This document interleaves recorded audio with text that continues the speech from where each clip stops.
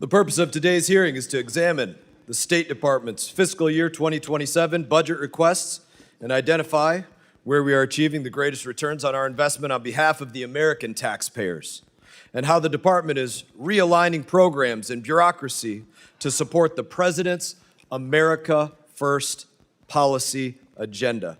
I will now recognize myself for a very brief opening statement. Mr. Secretary, I appreciate you being here today. I know that members are eager to get to their questions, so I'll be very brief. We appreciate your attendance. I can give you a foreshadowing of what you're about to experience. My Democrat colleagues are going to sit up here and say that they haven't heard from the administration.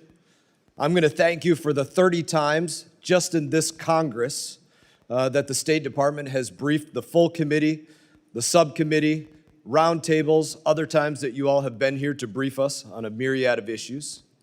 I want to thank you for the over 20 briefings that you've given to Congress by yourself with General Kane, Director Radcliffe, Secretary Hegseth, and others since the start of Operation Epic Fury. Some of my colleagues in here will say that we are in a war of choice with no real threat to the U.S. I want to say to you, thank you for choosing to kill those who have been attacking and killing us for over 47 years, specifically attacking us over 350 times in the 30 months prior to Operation Epic Fury. Under senile Joe Biden, my colleagues over here voted to say use any and all means to prevent Iran from obtaining a nuclear weapon. So I want to thank you for bringing the heat to Iran, even though most of my colleagues on the left now say that Iran poses no threat. They pretend as though they have never been attacking us. I also want to thank you for the work that you've done to reset the Western Hemisphere. While you've been focused on bettering our relationships in places like Panama, Cuba, Venezuela, throughout the Gulf of America, the Biden and Blinken administration focused on funding drag shows in Ecuador and transgender operas in Colombia. I would say your work is significantly better. So I want to thank you for the substantial change in putting America first in our foreign policy. And with that, I will recognize Ranking Member Meeks for whatever he has to say. Thank you, Secretary Rubio, for being here today. 18 months ago, you inherited the most powerful diplomatic institution in the world, built on 3 pillars that have defined American leadership since World War II. I call them the 3 Ds: diplomacy, dialogue, and development. And in just 18 months, the Trump administration has taken a wrecking ball to all 3. This administration has involved and have invoked a worldview from years past that has left the United States isolated and struggling economically. What you see is a greatest hits album of failed ideas from the last century. Tariffs, spheres of influence, attacks on civil rights and immigration, ignoring science and hoping for the best. Mr. Secretary, America cannot win the future by trying to relive the past. And your department is Exhibit A. We've seen the systematic dismantling of America's diplomatic corps.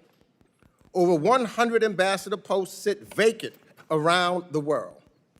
1,300 career professionals, people with decades of expertise in energy, counterterrorism, and nuclear nonproliferation have been fired. Efforts to ensure U.S. diplomats represent the diversity of America have been squandered. While China increases its diplomatic presence globally, we have cut ours to the bone.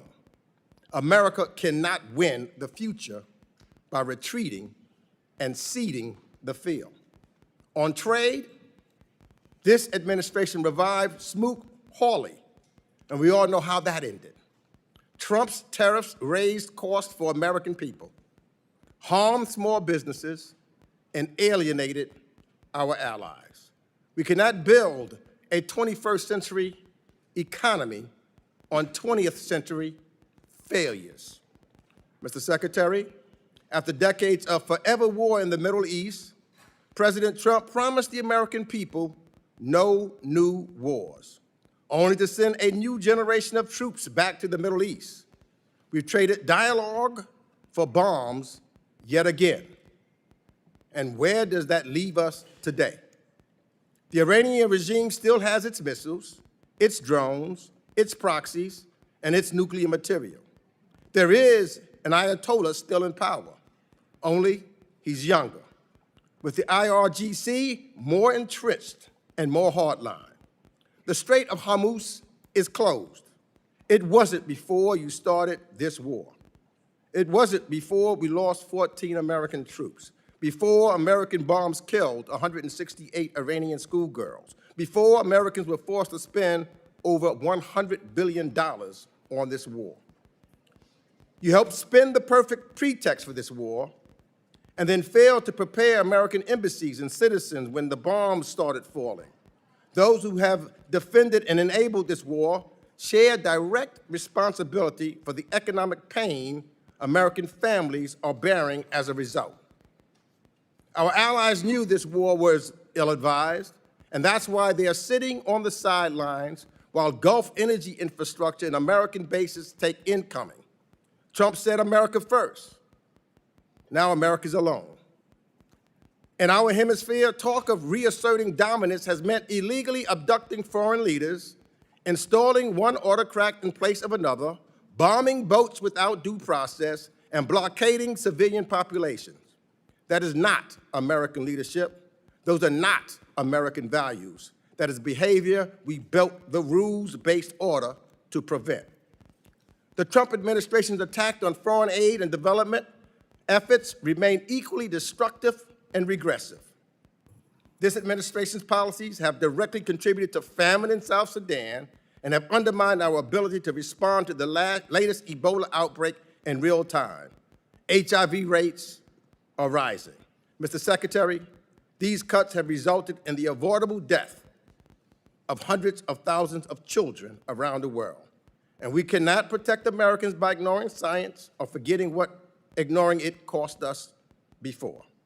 So, Mr. Secretary, on climate and energy, the story is the same. Ranking member's time has expired. Other members of the committee are reminding that opening statements may be submitted for the record. We're pleased to have Secretary of State Marco Rubio before us today. Your full statements will be made a part of the record. I'll ask you to keep your spoken remarks to 5 minutes in order to allow time for member questions.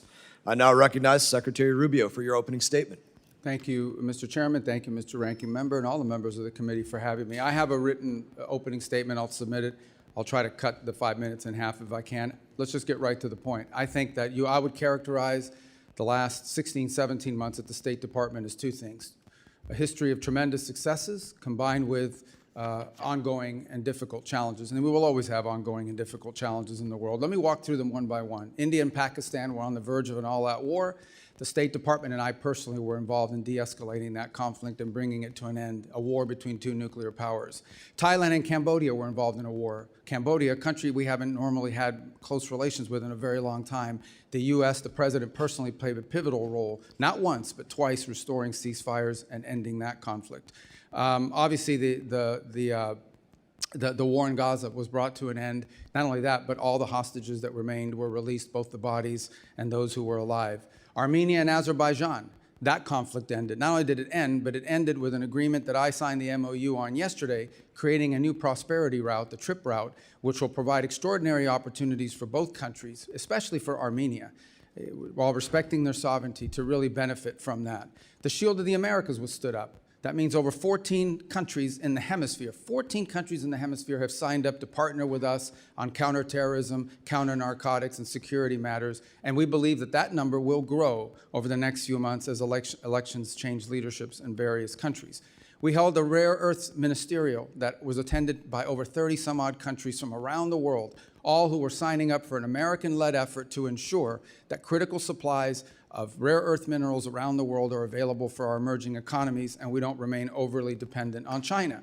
We also announced the Pax Silica proposal, which is growing, but it's at 14 members now. These are 14 countries that are cooperating with one another to protect the supply chains critical to AI and AI development in the future.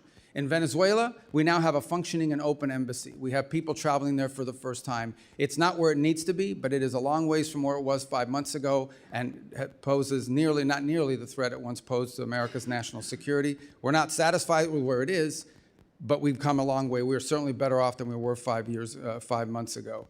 On Nigeria, where many were very concerned about violence against Christians. We are now actively in counterterrorism cooperation with the Nigerian government and Nigerian security forces, including a joint operation a couple weeks ago that took out the #2 leader of global ISIS operating from inside of the country, and that continues. The Pacific Islands, small Pacific Islands under constant pressure and threat from China, have received more attention from this administration than they've received in the last 10 years combined, and deliverables are coming along the way. The Quad, an important alliance in the Indo-Pacific between India, Japan, Australia. We've had multiple meetings of that group, including a meeting just last week in India, and a follow-up that's going to occur later this year, including a leaders meeting before the end of the year.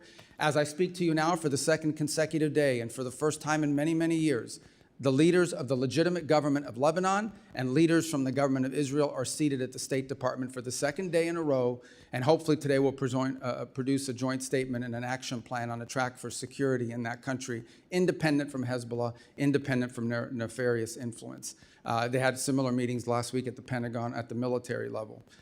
We have signed 32 health compacts. 32 countries have signed health compacts with the United States, where our aid to those countries will not just be dollars distributed to an NGO who then will go into the country and impose programs. Instead, we are partnering with 32 countries, many of them in the African continent, in which we will empower their native and domestic health industries and national health systems, so that they can, not only are we treating the acute situations on the ground of people that are sick, we are helping them build the capacity and the capability to do this for themselves. This is what these countries want. They do not want to be perpetual aid recipients. They want to be able to take care of their people one day, and we are helping them as part of our aid to build that infrastructure. I could go on, but let me just say another point. We are better today than we have ever been at disaster relief. Today, the United States can respond to disasters around the world on a humanitarian basis faster and more effectively than they ever have because of our reorganization. And the proof is our response in Jamaica, our response to 2 typhoons in the Pacific, our ability to quickly deploy within 24 hours and bring aid directly, coordinating with the governments to people, is better than it has ever been, because we cut out bureaucracy, we cut out the middleman, and we went right to the point. We still have challenges. On Sudan, remains a very frustrating situation. We remain deeply engaged with the Quad in these negotiations. As many of you are aware, unfortunately, Sudan has turned into a proxy war between multiple countries, and the divisions between the UAE and Saudi Arabia have truly complicated our ability to bring that to an end. What we're focused on there now is identifying 2 cities, or 4 cities, 2 on each side, that will serve as points of distribution for humanitarian aid. But the inability, the real frustrating thing about Sudan is that one side or the other will agree to something, but then they will not comply. But we remain focused on that, and we have people that work on that full time. We even had a donor conference just about a month and a half ago where hundreds of millions of dollars in pledges for not just humanitarian aid, but reconstruction. We're focused on that. It's an ongoing challenge. On DRC and Rwanda, they signed a peace agreement. Unfortunately, compliance has not been good. We've had to impose a few sanctions on the Rwandan side. We are starting to see some compliance. It's moving, not moving fast enough, but we're hoping to see compliance at some point in the middle part of next month in withdrawing the Rwandan troops from there. Of course, we still have the M23 problem that has to be addressed.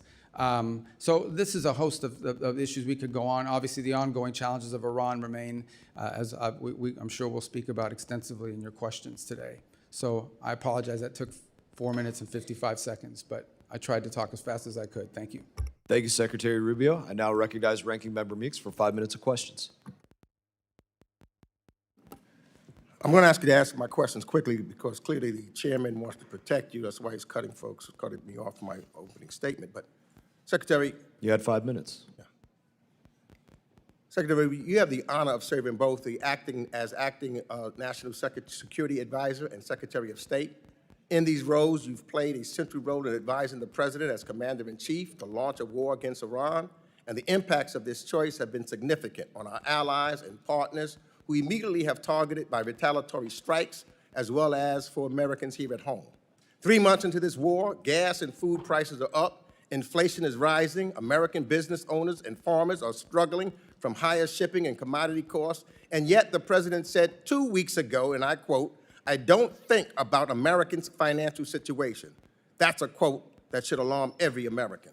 Americans are also rightfully concerned that while they struggle with affordability due to the war in Iran, the President of the United States is busy day trading on it.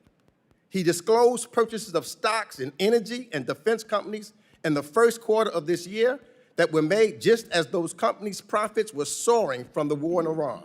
On March 23rd, the same day he reversed his threat to strike Iranian energy, infrastructure, and energy stocks rose. He bought stocks then in Phillips 66, Exxon, and Chevron. Secretary, I have a few questions, and again, given the amount of time that I have, I will ask you to give me yes and no answers. Did you warn President Trump before the war in Iran began that this conflict would drive up costs on gas, food, travel, and shipment? Yeah, I'll Yes warn or you no? right now, I don't do yes or no answers. Yeah, So if well, you- I these are only have complex 5 questions. minutes. I know when Oh, you so were do the I. senator, you know I about never this did yes or business, no answers and I to know you're people. trying to go out so that you can run out my 5 minutes. That's a simple I'm trying to question. run out your 5 minutes. You're running out your 5 minutes. Did you- I don't do yes or no questions. You want to ask me a question, I'll answer I'm your answering. question. You answer my question. It's my time. Did you? Did I what? Yes or no? Did you warn President Trump The president before was fully- the Iran war began that this conflict would drive up costs on gas, food, travel, and shipment? The president, Yes or no? The president and the full administration was aware that there would be consequences to action, but the consequences Let of me Iran move having on. a nuclear weapon were worse. Did you warn him? Did you warn him that launching a war in Iran could result in the regime placing a chokehold on the Strait of Hormuz? All the risk factors were understood, but the most important risk I factor just was want to know if Iran you did cannot your have a job. nuclear Did you weapon. warn him? Iran If cannot you have didn't a warn him, nuclear say weapon. yes. It's simple. Everyone was aware of what Iran might Did you do in warn him? retaliation. I'm asking you a second. Did you Everyone warn him? was aware. Don't of want to what answer that. Let Iran me ask would you the next do. question. But the worst part Did is that you they warn can't the have a president that launching U.S. strikes against Iran would result in retaliatory attacks on U.S. allies, partners, and Americans living or working in the Middle East? Everyone Yes or understood what no? Iran would do in response. Did you warn them? We were prepared for any response that You they warn- came out with. Okay. We knew it. Just want to make sure. But they can't have a nuclear So weapon. you said you warned them. Did you warn the president that the personal stock purchases and companies profiting from the war that he launched could present a conflict of interest? I'm not aware of the president's stock purchases. I don't deal in that, and I don't even know what you're saying is true. Well, we know that because it is made public what his stock purchases were. You say so. I don't read the president's right. the So- financial disclosure, but I don't believe that to be true. Well, I think then the president should be more transparent. Secretary Rubio, because these are basic questions that I'm asking you, and to be transparent with the American people. This is what this is all about, the transparency. So, for example, when you go and look at some of your statements that you made in regards to Cuba, I only have 58 seconds left, and I'd love to get it, but you talked about Gaisa, who was controlling the military and what's taking place there, and that they had the opportunity to benefit while the Cuban people are suffering. So what we're seeing here now, the one person that's benefited from this war by his purchase of stocks, him and his friends, they have made billions of dollars while the American people are suffering. You've accused, and I agree, with reference to some folks, what they're doing in Cuba and how they're making money while people suffer. That's what's taking place in the United States of America. The Trump administration and his friends are making billions of dollars while the American people suffer. And they continue to suffer. Breaks my as heart, but gas ranking prices member's time go has up. expired. Representative McCall is recognized. Thank you, Mr. Chairman. Let me thank you for your service. Secretary, I know you're wearing a lot of hats, a lot of responsibilities. I think you're doing an outstanding job. Let me just say, since 1979, a dark veil of terror descended upon the Middle East, and we've had it ever since. And every president since that time has said that a nuclear Iran is not acceptable. And every Congress has said that. In fact, last Congress, when I was chairman of this committee, I passed a resolution that said that a nuclear Iran was unacceptable and that the U.S. must use any means necessary to prevent them from obtaining a nuclear weapon. The vast majority of Democrats voted for this. Almost all Republicans. It passed the House floor, a resolution stating that that is not acceptable. We've had a lot of talk in these Congresses and prior administrations, a lot of talk, but we haven't had a whole lot of action. Your administration, you, sir, and the president have taken action on this very dire, dangerous situation we find ourselves in with Iran obtaining a nuclear weapon. I also want to applaud you for your efforts in this Western Hemisphere. A free Venezuela, a free people, possibly one day a free Cuba. When people don't realize Iran is in this hemisphere, and Russia is in this hemisphere, and China is in this hemisphere, this is all kind of tied together in a coherent foreign policy strategy that I see. So I want to give you the time, sir, to respond to that because, again, all talk and no action. But you, sir, have put this into action. Thank you. Well, let me just, before I address that, the ranking member made accusations against the president, which I've never heard before, but number one, are completely false. Not once. Just to be clear, not a single time, not even for a millisecond, has the president ever discussed his personal economics in relations to war or any public policy that he's made for that matter. And I've been in every one of his foreign policy meetings for the most part. As to your point, what we need to understand is exactly what you just said. It's not just that we say they can't have a nuclear weapon. Everyone says they can't have a nuclear weapon. The Chinese say they can't have a nuclear weapon. The Russians agree they couldn't have a nuclear weapon. But at a point, you have to do something about it. What Iran was trying to do was build a conventional shield of drones and missiles and a navy and capabilities. At some point, they would say to the world, now we're going to get a nuclear weapon, and you can't do anything about it because we have so many weapons and so many drones and so many naval vessels that the price we will inflict on you for trying to do something about it makes us untouchable, makes us immune. And the president was not going to allow them to build a conventional shield behind which they can develop their nuclear program. Today, the Iranian Navy sits at the bottom of the sea. They do not have a Navy. It no longer exists. They have no Air Force either. Their missile launchers have been significantly degraded. Their defense industrial base has suffered upwards of 80 to 90% of attrition. It will take years for them to rebuild it. Those are facts. That is the reality. That was the purpose of Epic Fury. It achieved its purpose in degrading that conventional shield. And it has brought them to the negotiation table that hopefully will lead to the point where Iran will give up its enrichment ambitions, will turn over the highly enriched uranium, will stop sponsoring terrorism around the world. You know, and I think the goal should be the fulfillment of the Abraham Accords. We know why October 7th happened, because Israel and Saudi were getting very, very close, and in Iran's perspective, dangerously close to a normalization agreement. And what did Iran do? They lit up their proxies. They lit up their proxies to stop that from happening. I do foresee a free Iran. I do foresee a free Venezuela and a free Cuba. But you have to start somewhere. And I think we're taking the steps so that future generations will thank us for these actions. Look, and on the point of, we would love to see a change in Iran and that they be governed by people, but that was not the goal of our mission. The goal of our mission was to take away their ability to threaten the region with an overwhelming number of missiles and drones that would basically make them immune to any sort of external pressure. And then they could break out to a nuclear weapon. That was the goal. It achieved that from a military perspective. The reality of it remains that it's not just us. The entire world says they can't have a nuclear weapon, but no one wanted to do anything about it. And I can tell you this, they are not going to have a nuclear weapons program, at least as long as President Trump is in the White House. That's been made clear to everyone in the administration from the very top down. It was the motivation behind these actions, and it's the reason why we engaged the way we did. Well, I want to thank you again in the last 10 seconds for your service. I would hope we could unify as a nation behind this. I would hope our allies would unify behind us on this because they've all said it as we have said it in the past, and yet it was all talk and no action. Representative's time has expired. Representative Keating is recognized. Chairman, for the record, I ask unanimous consent to submit the President's financial disclosure form, which will detail those dealings that were referred to by the ranking member. Without objection. Secretary, thank you for being here. in conjunction with your job, you're also the National Security Advisor with access to the most sensitive intelligence secrets our countries and other countries have in the world. But before this, you had these two positions. You had a distinguished career as a member and a chair for 5 years of the Senate Intelligence Committee up to last year. And you and Senator Warner are some of the most respected and knowledgeable people at that time and voices in the entire intelligence community, earning the trust of Democrats and Republicans alike, Senator and House members, and other countries.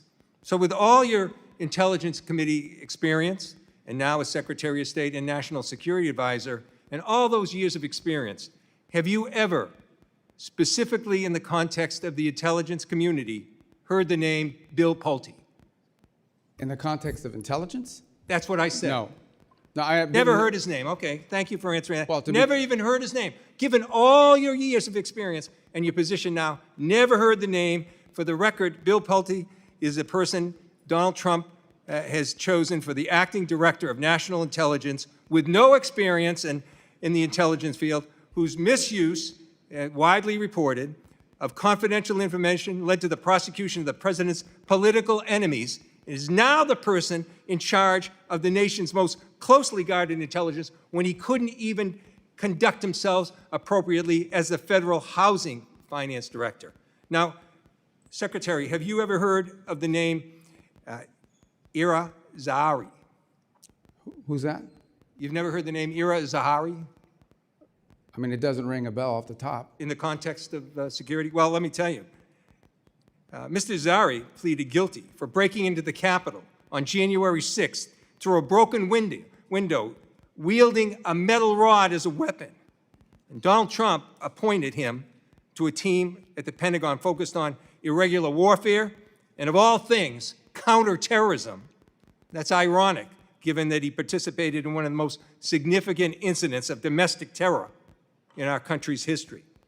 I think it's shameful, the people that are being appointed, and I think it's also shameful, some of the people that have been fired. Now, I want to move to Iran, because given your nuclear and intelligence background, which is extensive and appreciated and respected, I'm sure you're aware that Ukraine, the country at the time with the third largest nuclear arsenal, peacefully turned over their nuclear weapons in conjunction with the Budapest Memorandum, and in exchange for the U.S. commitment to defend Ukraine if it ever came under threat.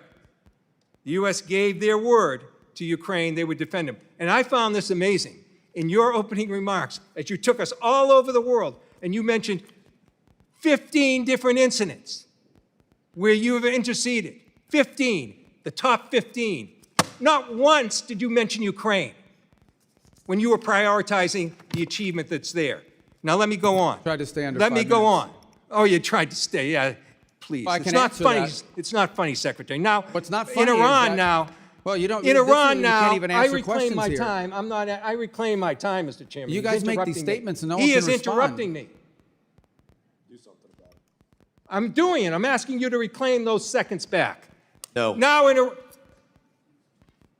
in Iran, what goes around comes around, Mr. Chairman. Now in Iran, the Trump administration issues a general license to Russia, providing billions in oil profits every month, several billion every month, fueling Putin's war machine. You didn't mention that in your opening remarks.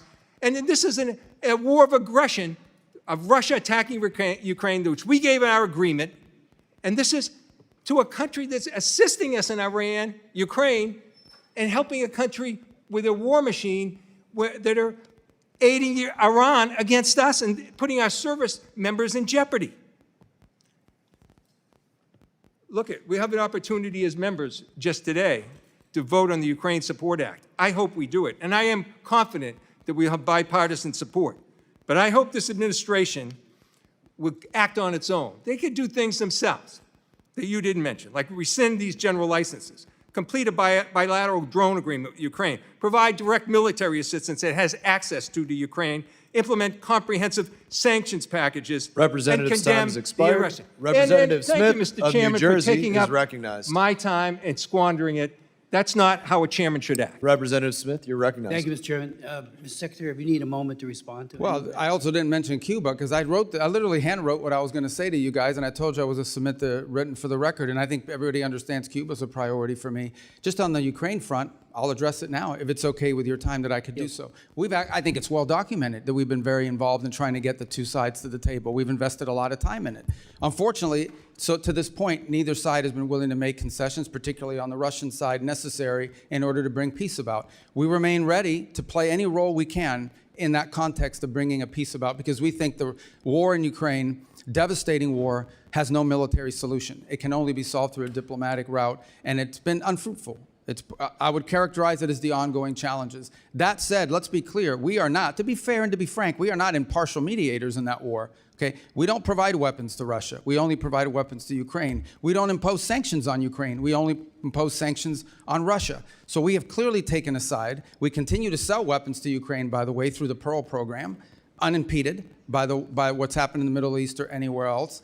And look, we'd love to see that come to a negotiated settlement. As of right now, the prospects don't look great that either side is prepared to make the concessions necessary in order to reach an agreement. But we stand ready, and we've engaged and invested a tremendous amount of high-level time on that conflict over the last year. I think it's a source of frustration for the world. Hopefully this year will bring better news. I don't have any news for you on that front today, but we are ready. As I've expressed to both sides repeatedly, we're ready to step in and play whatever positive role we can to bring that devastating and escalating war to an end.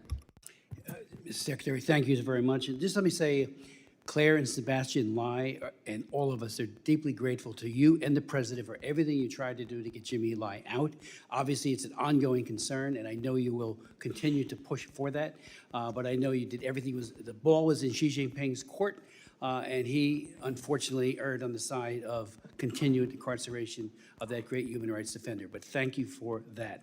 Let me say on the Iran deal, I remember sitting right here and on the floor of the House talking about how egregiously flawed the deal was 10 years ago when the Ayatollah was able to get the language dealing with ballistic missiles out of it because he said it would be stupid, his words, and then they built ballistic missiles like never before.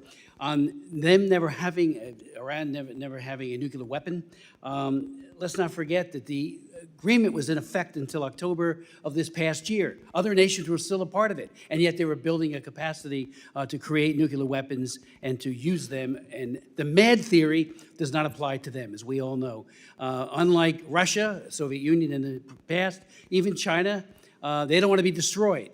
With the Iranians, there's this sense of martyrdom that I think is perverse.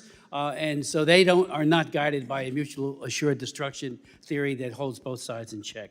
Let me just say, too, on the Nigeria, thank you for what you've done there with not just CPC, but the most recent taking out of some of the worst terrorists who are slaughtering Christians, and the numbers continue, but I know you're engaging very, very aggressively there. On the DRC-Rwanda conflict, thank you for sanctioning some of the top people who are committing atrocities, and that just happened a couple of days ago, yesterday, for sure. That shows that commitment there.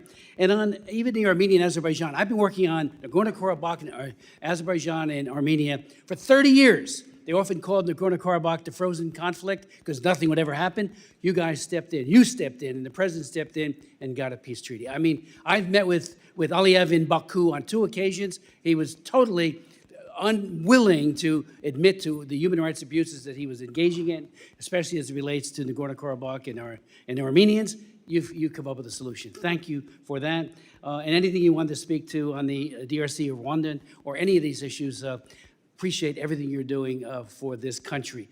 There's a full plate of horrible things happening, and we're so grateful you're at the helm. Please. Oh, well, I just on DRC Rwanda, I would say, because just to elaborate on that a little further, as you know, we had an agreement signed, and the compliance was not good in that regard. But to be fair, and I know that some other people disagree with this assessment, but we believe it's pretty accurate on the Rwandan side. And so we initiated some sanctions, targeted sanctions on Rwanda. They've come to the table. They've made some commitments. They are complying with the commitments, maybe not at the rate or speed that we'd like them to, but there's been some compliance on pulling back of troops. What we'll watch very closely, of course, is we don't want to see Rwandan troops change uniform into M23 uniforms and claim that they've pulled out. We got to watch that very carefully. And we also have to deal with the M23 issue there. But those are both DRC, Rwanda, and Sudan are two areas we remain very engaged in trying to find a solution to. Representative's time has expired. Representative Castro, you are recognized. Thank you, Mr. Chairman. Thank you, Mr. Secretary, for coming in today and for your testimony. I want to start with Iran. I'm hopeful that the President and the administration are able to reach an agreement that ends the war and also reopens the Strait of Hormuz. If there's a deal subject to congressional review under INARA, I'll approach it with a fair mind, and I hope that all of us will as well. I just ask that you keep the committee briefed on the details of that agreement, and I believe that it's in America's interest that this war end, and I sincerely mean that. We are at war alongside Israel against Iran. Iran has struck Israeli nuclear facilities at Dimona, and American service members are deployed throughout the region, as you know.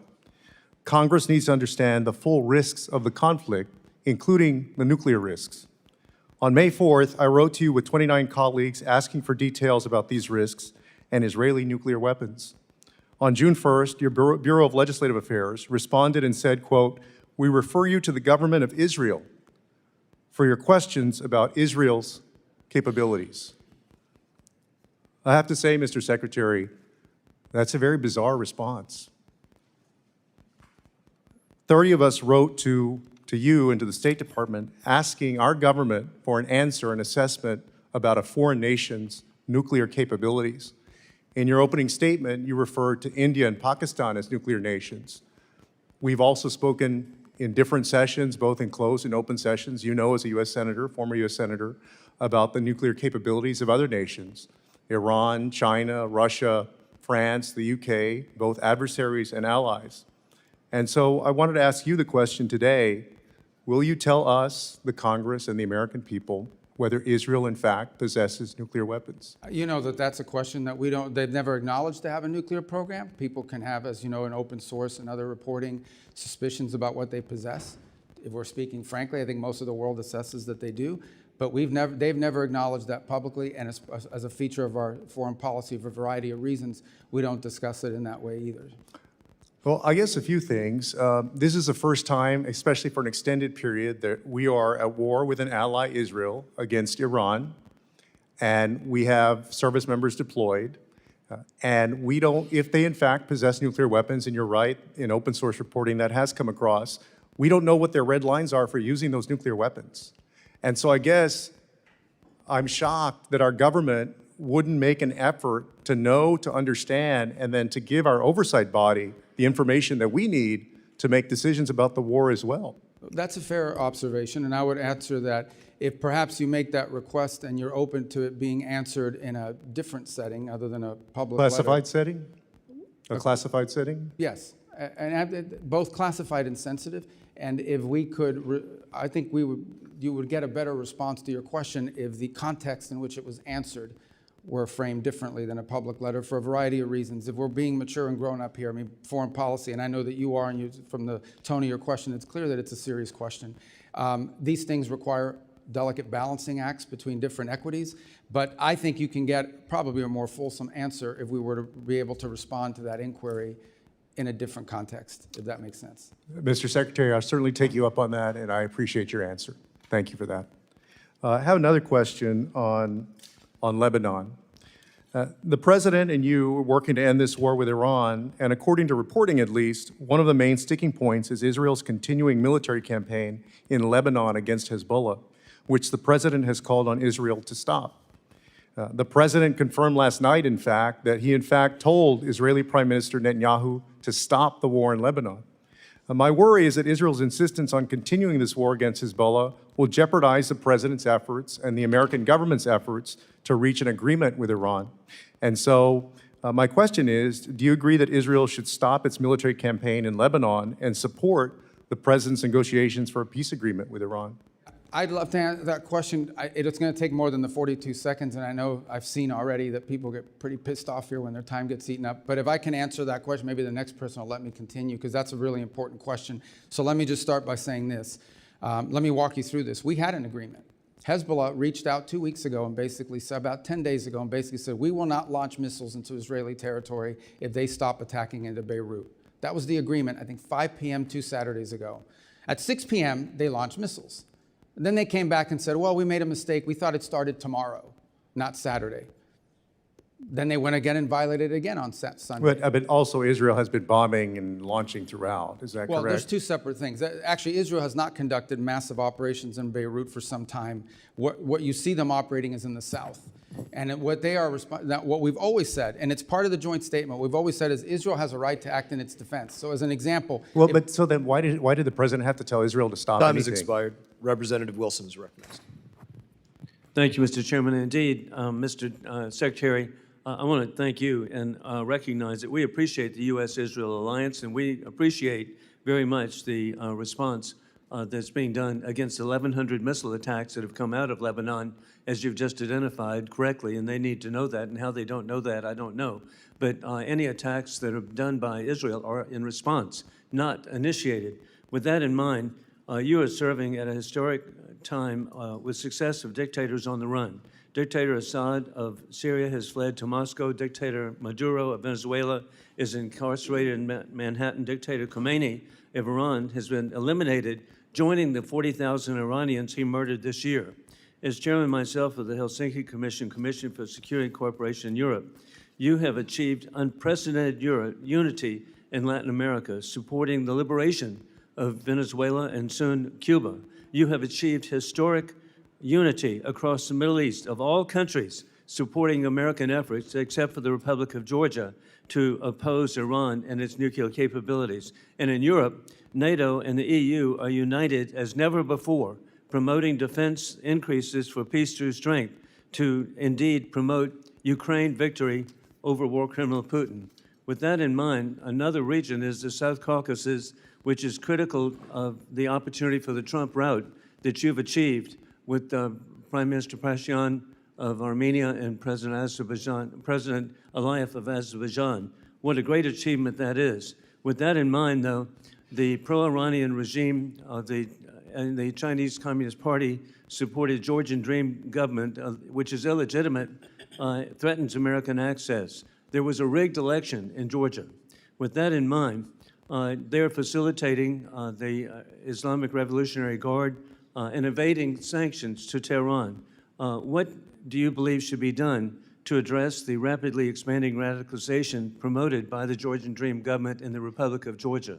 Let me, if I may, I want to answer the Georgia question. You do Can I all the steal above. 30 seconds of your time to finish the answer to all the Representative above. Castro? So on Georgia, you're right. Everything you've just outlined is our pre-existing concerns. Since that time, they have made some steps indicating to us that they want to improve their relations with the United States. We've outlined to them what that would take and what that would require.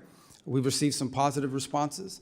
And so our hope is that we can see a change of trajectory in the case of Georgia from where it is today. We obviously understand all the things you've just laid out as being pre-existing problems for us. They've asked us, what will it take to have a better relationship with the United States?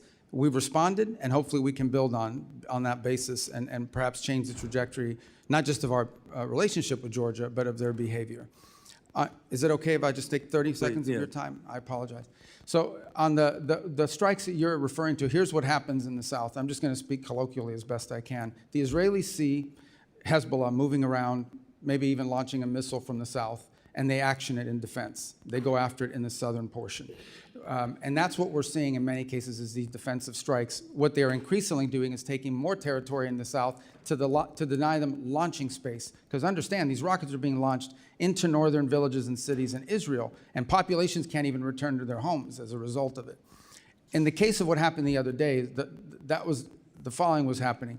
We had indications, multiple indications, that Israel may be considering conducting anti-Hezbollah strikes inside of Beirut. And at that moment, we had reach out from the Lebanese authorities saying that Hezbollah had contacted them and said, if Israel doesn't strike Beirut, that they would stop launching missiles into Israeli territory. That's the message we got, and that's what the president pursued and said, okay, I had this outreach. If you won't do these strikes in Beirut, they'll stop launching against you in northern Israel. Unfortunately, within an hour or two of that conversation, they launched 2 waves of rockets from Hezbollah against Israel and Israeli territory. So it's an ongoing challenge. I think one of the reasons why we're engaged in these talks between Lebanon and Israel is understanding that Hezbollah is not just an enemy of Israel. Hezbollah is an enemy of Lebanon. They are an enemy of the Lebanese government. They have called for the overthrow of the Lebanese government. When Lebanon expelled the Iranian ambassador, he refused to leave. He said, I'm not leaving. You can't expel me. Hezbollah is protecting me. So Hezbollah is not just a challenge to Israel. It's a challenge to Lebanon, to the Lebanese state, and the Lebanese people. And we are hopeful that we can create a paradigm in which Lebanon's government and Israel can work together to disarm Hezbollah and allow the people of Lebanon to reclaim its country. But it's complex. This has been going on since, since OJ had isotoners and those commercials. So. And Mr. Secretary, you're correct. I was with President Aoun in Beirut last year, and that what you're doing is should address it. I do want to point out, give Syria a chance, and that's been your success, Tom Barrack, the president, giving Syria a chance. We need to delist Syria from the state sponsor of terrorism, and I urge that to be done. Thank you for being so generous for Representative Castro's question. Representative Titus is recognized. Thank you very much. Thank you, Mr. Secretary. I just want to talk about some of the conflicting comments that we've been hearing about the status of Iran's military. The president just made some comments on Fox News where he said Iran's military, we sort of left it alone because we think that their military is somewhat moderate. We've taken different forms of leadership out, but we've actually left their military alone. People would be surprised to hear that. Well, I'm very surprised to hear it because we've had Secretary Hegseth say repeatedly that Epic Fury decimated Iran's military and rendered it combat ineffective for years to come. You've said the Iranian Navy's at the bottom of the sea and they have no Air Force either. Well, which is it? You're the Secretary of State and the National Security Advisor. If you can't tell us if the military's decimated or not, is it at the bottom of the sea? Was it left alone? This is a major point I think Congress needs clarity on. Okay, thank you. Fair question. Let me address both of them. The first is on the military. I think there's a difference between the military's hardware and capabilities and the individuals involved in the military. As you know, the Iranians suffered tremendous losses in personnel, and that includes top leadership of the IRGC and other elements of their government. What the president is alluding to is that there are certain individuals in the Iranian regime who have indicated both directly and indirectly a willingness to approach the future perhaps a little different. Not ideal. I'm not telling you, look, everybody talks about moderates in Iran. There are no moderates. There are radicals and super radicals, okay? That's been our view of it. But there are some of them that believe that they actually need to do a deal because their economy is in shambles. And so I think what the president is alluding to is that there are some individuals involved in the negotiations and in elements of their government, including some in elements of their military that are more open to a deal than other. As far as the Navy is concerned, yeah, they have no Navy. What they have remaining is a bunch of small crafts, I would call them Boston whalers with machine guns.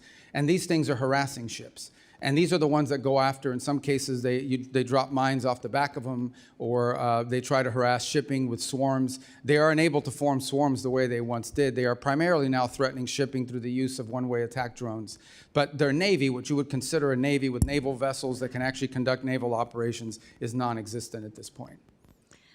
So is the war still on or is the war off? Well, Epic Fury has concluded. What you're seeing reports of, including last night, is the following. A ship will go through the route, particularly both the northern and southern route of Hormuz. Those ships will come under attack.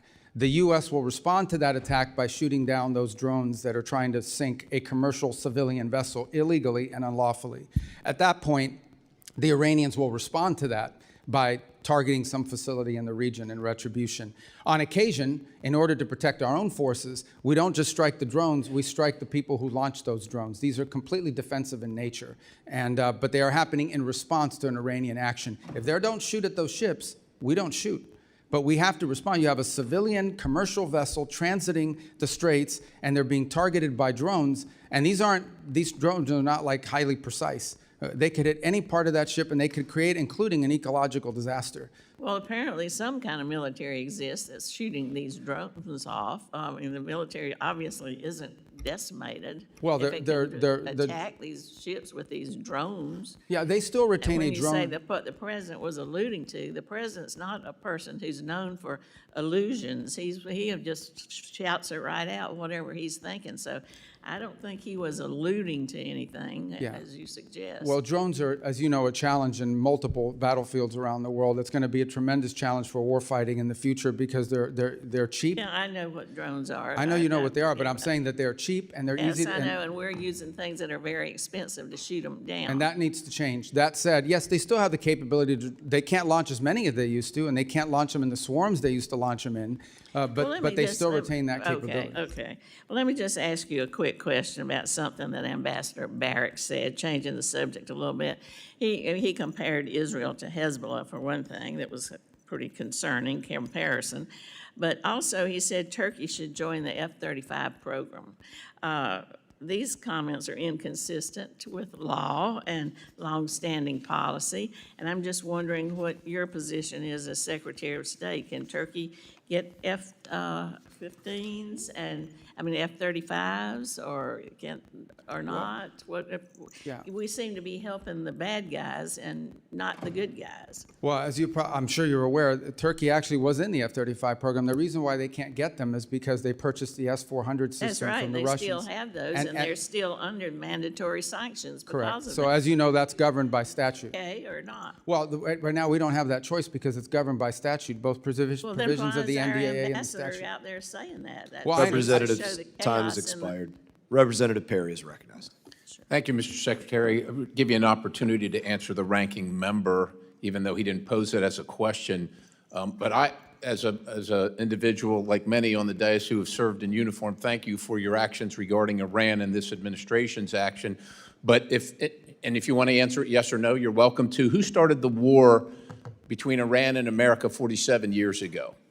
Yeah, these yes or no things I don't like, but I could just tell you, Iran has been at war against the United States since the minute the Islamic regime took over. Yeah, and I feel the same way. And again, thank you on behalf and to honor the thousands and 10,000s of Americans who have been murdered or maimed by Iran. Thank you for honoring them.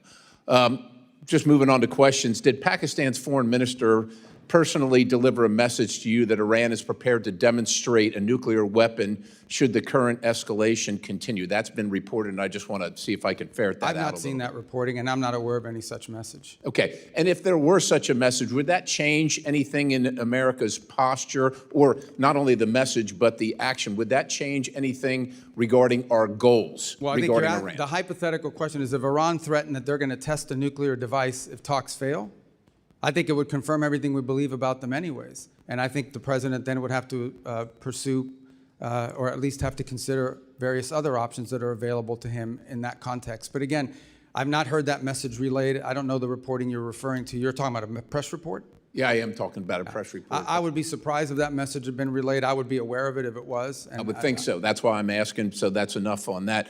I know that the president, look, he's an America First guy. He's concerned about every single American citizen, regardless of their party affiliation or their ideology and affordability. The president is concerned about those things. And I shudder to think what Iran would do if they could, armed with nuclear capability and ballistic missile capability coupled with that, seeing what they're doing right now, extorting the world economy without those things.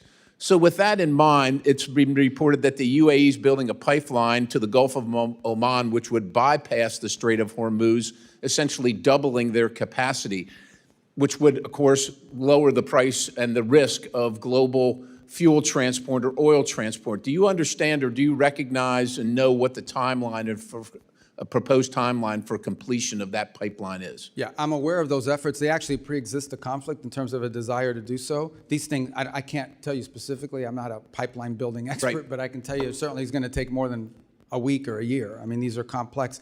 I think the broader point, which your question touches on, is I do think you're going to see a reshifting of where the world gets its energy from in the aftermath of this conflict. You're already beginning to see some of it now. I think you're going to see the United States be a bigger energy provider to the Indo-Pacific. We have the capability to do so. but it's going to take some time to build that capability. So I think you're going to see more of that, and I think you're going to see the establishment of more of these alternative routes as a result of this. Remember, only about 20% of global oil goes through the Straits of Hormuz, but it is about 80 to 85% of the oil that goes to the Indo-Pacific. So in those particular countries, I think you're going to most definitely see them buying more from other places, including the United States. And that's going to lower the cost for everybody, which is great. Secretary, just moving on, you're of Cuban descent, of Colombian descent. Can you describe, and Cuba has been a sore... Are you really Colombian? I didn't know that. Yes, oh, wow. Indeed. But Cuba has been sowing the seeds of discord in our hemisphere, inviting China, Russia, North Korea, all manner of communist, oligarch, bad actors into the hemisphere. If you can describe, generally speaking, what the policy where we're headed with Cuba as the United States of America. Where are we headed, and what do you envision being success, and how do we measure that? In 56 seconds, I will tell you what we want for the people of Cuba is to be able to live in a normal country. You're here. I want them to live in a country that looks like the Dominican Republic, like Jamaica, like the Bahamas, like any of these other places where people can own their own business, people can vote for their own leaders. By the way, that's not my desire. That's the policy of the United States. That's enshrined in statute. Here's the problem, and we're willing to do this through a diplomatic means. The problem we have is that country's not controlled by a government. That country's controlled by a military conglomerate that basically controls 70% of the nation's GDP, and none of the profits of that conglomerate goes into the public treasury. None of that money goes to build bridges and roads or to reinvest into their energy infrastructure. All of it goes to build more hotels for tourists that aren't coming and to line the pockets of the people that are involved. So that has to change. My question, I think we all can envision what we want Cuba to look like, and it doesn't have to happen from overnight. Okay, we understand they're not going to go from being what they are now to turning into Belgium or Switzerland in one day to the next. It takes time in these processes. I just don't believe, frankly, at this point, given everything we've seen, that the people in charge of that conglomerate and of that government are capable of making these reforms, at least not yet. Their mindset isn't there. Their incentives aren't there. They have spent, 60-something years waiting us out and holding on, and I think they can still get away with it, and they can't, and they won't be able to. Time has expired. Representative Liu is recognized. Thank you, Secretary Rubio, for being here today. You have been at multiple meetings with President Trump. In a moment, I'm going to show you a video of one of these meetings. It is from last December. It's a cabinet meeting. I'm going to ask you to focus on President Trump, and you will see that he is sleeping while you are talking. Oh, my God. Please show the video. Products they make and what American farmers grow and produce has a fair shot to be sold around the world. On issue after issue, that's been the case. You talk about foreign aid reforms. This is not our money. This is taxpayer money. Secretary Rubio, have you been at more than one meeting where President Trump has fallen asleep? That's false. That's false. I've never seen him fall asleep. On the contrary, the guy doesn't sleep, which is a big problem because he calls me at 2 in the morning, he calls me at 5 in the morning, and I like to sleep a little bit, maybe not 12 hours, but at least 6. So he works. The other day he was at the Oval Office until 12:30 p.m. 12:30 a.m. I don't know what you're talking about. Secretary Rubio, I'm going to show you in a moment a video that shows you just lied to Congress. Oh, okay. So this is a video of a cabinet meeting literally from last month where Donald Trump is sleeping while you're talking. Please show this video. Coalition of countries that line up behind the peace deal, behind the border peace, and it's still every day is a challenge, but it's been driven personally by the president. It's the reason why we're involved in this whole Ukraine-Russia conflict. That's not our war. It's not the president's war. This war started. It never would have happened if you'd been president. But this war is going on, and the president is trying to end it. You are literally talking about issues of war and peace, and Donald Trump is sleeping right next to you. No, he's not. If Donald Trump cannot stay awake at these important meetings where the cameras are rolling, imagine what he's like when the cameras are not there. So I'm going to ask you, have you been at classified meetings where Donald Trump has fallen asleep or had trouble staying awake? I've never been at any meeting where, and the things you're showing me now, he was not falling asleep. And So- I think so it's you're outrageous lying that I'm before again. the Foreign Affairs You're lying Committee of the United States consistently House of Representatives to asking Congress. questions about sleep. You're This is lying a to joke. Congress, Secretary Rubio. So I'm going to show you another video in a moment. The Show me all the videos you want. president's inability to stay awake on the job has caused other countries to perceive him differently. They mock him. They see he is weak and he is feeble. This is a video of a French news channel talking about Donald Trump falling asleep at a Memorial Day ceremony.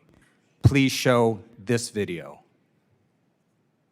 Well, Mark, a video that appears to show Donald Trump falling asleep at a Memorial Day ceremony this Monday has been circulating heavily online. And internet users have a lot to say about it. It's also reignited rumors about the state of the US president's health. Now, in the video, social media users say that Trump is fighting sleep whilst he listens to the speech given by Defense Secretary Pete Hegseth, and that his eyes appear to be closed for a large portion of the ceremony. Now, we need to remember here that this is a ceremony to honor and remember those US military personnel who have died while serving in the armed forces. And the idea that Trump was asleep at a somber ceremony like this, well, that has triggered outrage online. Donald Trump's inability to stay awake on the job shows that there's something very wrong with his health or cognitive abilities. And in fact, on a number of occasions, Donald Trump will contradict himself in literally the same meeting or interview.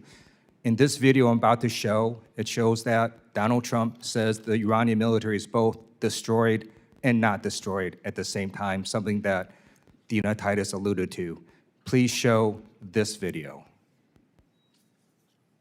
Of leadership, we've actually left their military alone. People would be surprised to hear that, because mistakes have been made in wars where you wipe out everybody and then you have a country that's, for 40 years can never rebuild. You look at what happened with Iraq. We did so. Iran is in a very bad position. They have no military. All they have is good talk, and they have a fake press. So, Secretary Rubio, instead of holding North Korean-style cabinet meetings where everyone goes around the room kissing Donald Trump's ass, I'm going to ask you to come clean with the American people and the White House as well. There's something wrong with Donald Trump's health or cognitive abilities.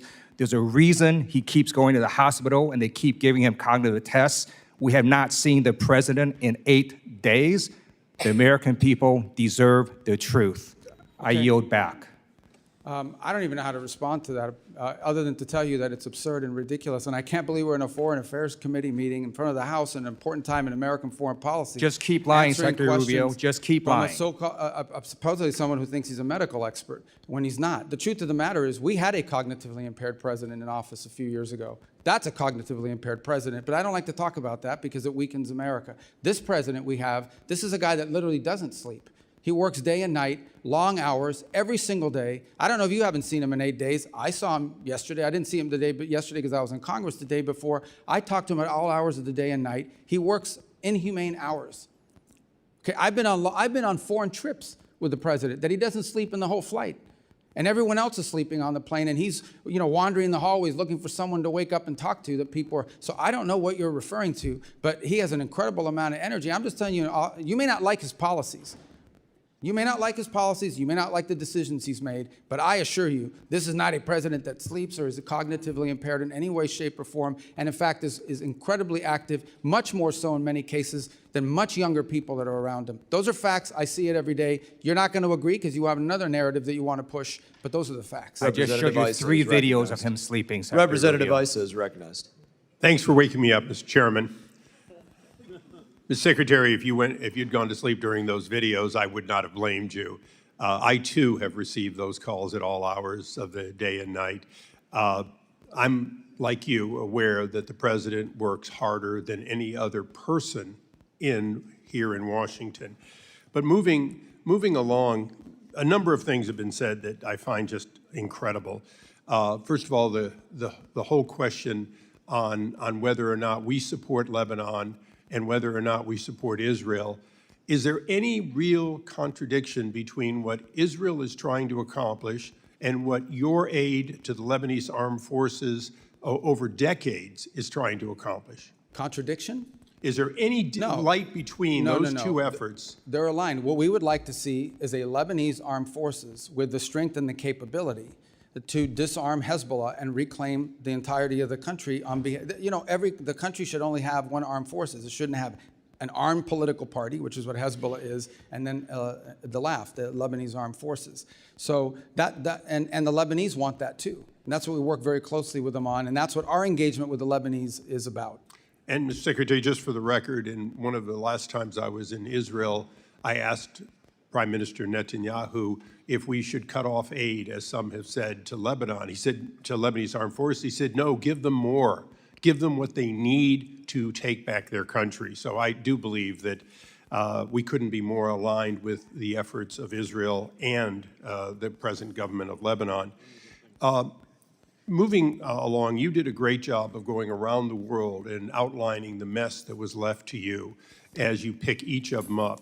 One that you didn't touch on that I'm concerned about is actually a democratic one, which is the democracy of South Korea has taken a strong bent to the left, opening up more avenues toward China and, in fact, beginning to oppress many of our companies, including Meta, Coupon, and others. Can you tell us what can be done and what this committee should do with countries who, through democratic means, are beginning to become anti-U.S.? Right. So there are a couple points I would make. The first is that, and this is the unique aspect of dealing with democracies, and we see it in our hemisphere quite often.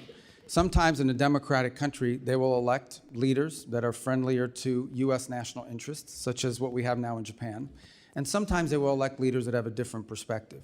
We respect the sovereign choice of the people of that country. That's a legitimate election. That's who they chose. In those instances in which a democracy and their elected leaders are taking positions that run contrary to the national interest of the United States, it doesn't mean we want to overthrow the government or get rid of the government because it's a democratic government. It simply means we have to engage them in the fact that they are doing things that are irritants to our national interests. You point to some of our companies. Our companies aren't just facing challenges and, I would say targeting in South Korea. They're facing it throughout Europe.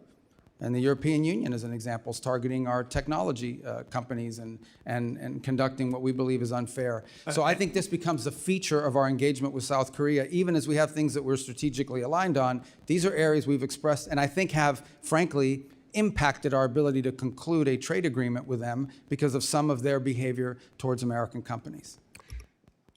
Iran obviously was going to dominate a part of today, and I'd like to close my questioning with a question for you.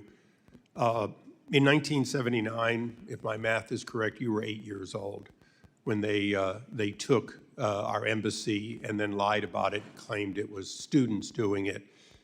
That's 47 years ago, has been said many times. Is it fair to say that President Trump, no matter what the people on the other side of the aisle want to say, is not in the 60th or 70th day of action, but in fact in the 47th year of an ongoing war with Iran that has spread to Yemen, to Lebanon, and even to South and Central America? I think I would start, well, absolutely, first of all, with Hezbollah. Hezbollah is an agent of the Iranians, and they've carried out terrorist operations around the world, including the recent anniversary of what they did in Argentina, the Jewish Center. But let's not forget those IEDs that were used to maim and kill our troops in Iraq were all innovated by Soleimani and the IRGC, which strongly supported that. Let's not forget that we have these Iranian proxy militias operating inside of Iraq that as recently as 2 months ago kidnapped an American journalist. And let's not forget that there are people that are both charged and convicted in the United States for participating in Iranian assassination plots against the president and against other former and current government leaders. So we've been facing this from Iran for 47 years in a variety of ways, some more open than others. Thank you. And Mr. Chairman, I ask unanimous consent that the Wall Street Journal article entitled "South Korea Takes a Hard Left Turn Against America" be placed in the record. So ordered. Thank you. I yield back. Without objection. Representative Jacobs is recognized. Thank you, Mr. Chairman. Mr. Secretary, good to see you. I'd like to talk about the war in Iran. Yesterday, in your Senate testimony, you told Senator Booker that the war in Iran is over. This is news to me. It's also news to my 2,500 constituents, Marines, San Diego Marines in the Middle East off the coast of Iran, the other of my constituents who are deployed there, and the thousands more of my constituents who have 48-hour deployment notices whose families are still very concerned. But okay, I will take you at your word. If the war is over, I have a simple question. Who won? First of all, Epic Fury is over, which is what you would consider the war. That operation is So you concluded. agree it's a war, then? No, those are hostilities. They called it a war. I'm Okay. just responding to the Senator Mr. Booker's Secretary, question. you can change the name of the operation. It doesn't change the fact that the strait is still closed and my service but members that's and not- all of our service members are still in harm's but that's way. not The what you war asked me. is not over. But I'm agreeing with you. Okay, fine. We're taking you at your word. The war is over. Who won? Well, first of all, you're not taking me at my word. It's a fact. We're no longer conducting sustained strikes inside of Iran to degrade their military because epic fury is over. The second point is on the question of who won, I can tell you this. We defined victory as destroying their defense industrial base, significantly reducing the number of missile launchers that they possess, significantly reducing their stockpile of drones. And we achieved all of those in addition to destroying what they had left of an Air Force and wiping out their entire conventional Navy. Those are all gone. So I consider that victory, and we did too, and that was the purpose of Epic Fury. Okay, well, good. Based on the metrics that you just said, okay, there's actually, our intelligence community has said that Iran is reconstituting its military industrial base faster than we had predicted. And analysts assess it still holds roughly 70% of its missile stockpile and 70% of its mobile launchers. The Strait of Hormuz was open before the war. It is now closed. We have lost 14 brave American service members, over 400 are injured, and the Iranian regime remains largely intact, but now with a more hardline leader who has more incentive to try and get a nuclear weapon. So I guess I have to ask you again, Mr. Secretary, does this actually look like winning or losing to you? Well, first of all, I don't know what intelligence assessments you're referring to. We wouldn't discuss intelligence assessments if they were real. These have been publicly reported. Well, they're publicly reported. Someone committed a crime, and by the way, is also lying. And this happens all the time. People manipulate intelligence and analysis for purposes of furthering a narrative. On your point about the regime is actually deeply fractured, which is why it takes 7 to 10 days to get an answer from them for anything. Meanwhile, they fractured, but still intact. Well, intact in the sense they can't even reach agreements that they can get back to us. So I don't know how intact that is. What they have is people that are afraid to go into the streets. Their repressive operations have held people back, in addition to the fact they've cut off the internet. But this is a country right now, in this regime, that is facing hyperinflation, a completely devalued currency, hundreds of billions of dollars in damage to their military infrastructure. And frankly, all of the pre-existing problems that Iran had in their economy, which is why people were protesting, are worse, not better. Sure, and but they have to deal with that too. Mr. Secretary, so you're saying we're winning because the Iranian economy has inflation, it's cost them millions of dollars a day in lost revenue, and because it's going to cost them billions of dollars to rebuild. Well, we are having inflation. It's already cost us an estimated $100 billion. Gas prices are up with no end in sight. The average family is paying an extra $450 on gas and could pay an extra $2,000 by the end of the year. The American people are not stupid, Mr. Secretary. We all know that this war is not over. Just last night, the U.S. and Iran exchanged fire again, this time over Karg Island. We still have not reached a deal, despite the president's promise that a deal is right around the corner. The president even said today the blockade could last until Labor Day. It's now day 97 of the war that the president said he wanted to end quickly. So I have one last question for you.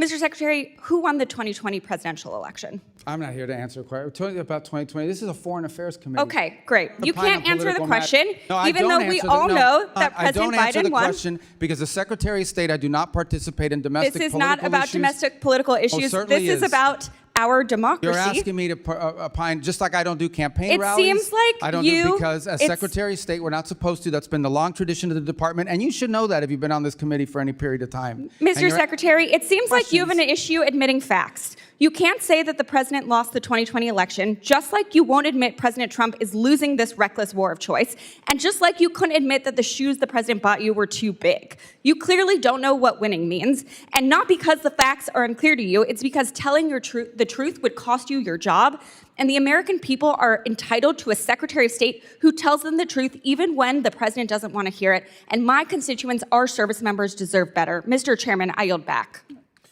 I don't know what shoes she's talking about. What is she talking about?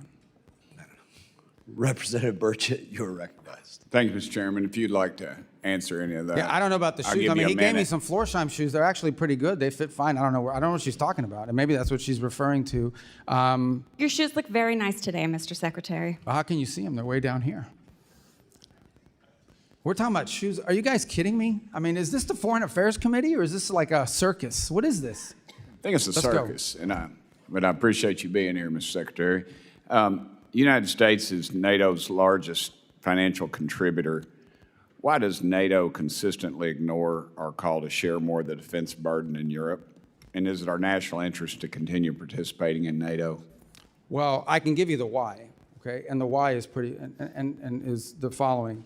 Especially in Western Europe, for the better part of 20 or 30 years, they have not had to spend on defense because the U.S. security shield has allowed them to instead spend their money on building up a very vast and robust social safety network. In my time as a senator and before that as a state representative, you would hear often from constituents about how come they have this and that in Europe and we don't have it here. Well, one of the reasons why is because these very rich countries were spending their money on social programs instead of defense because we were covering their defense.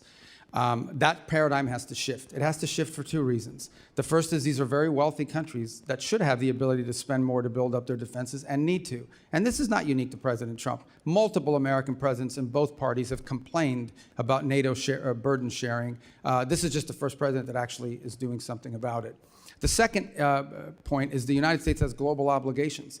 Just as I can leave a meeting with Europeans that want to talk about NATO, and the next meeting will be with someone from the Indo-Pacific that would like to see a greater U.S. military presence in the Indo-Pacific.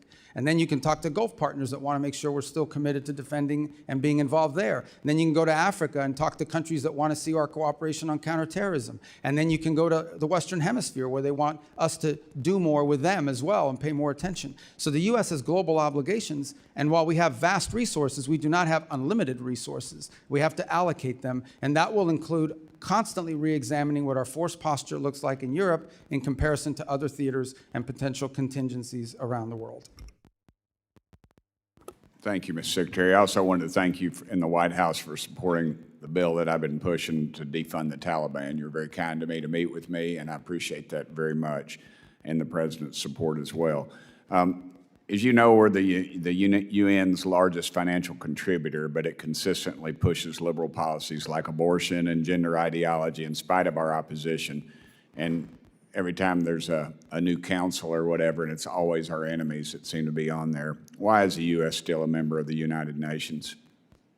Of the United Nations? Yes, sir. Well, twofold, I would say. The first is the United Nations, of course, is a very frustrating thing for us, primarily because it's been unable to intervene or play a constructive role in most of the major crises around the world. It's lost its purpose, it's lost its mission. I think our UN mission is doing a very good job of driving substantial reforms at the UN and using our fees as leverage to achieve those reforms.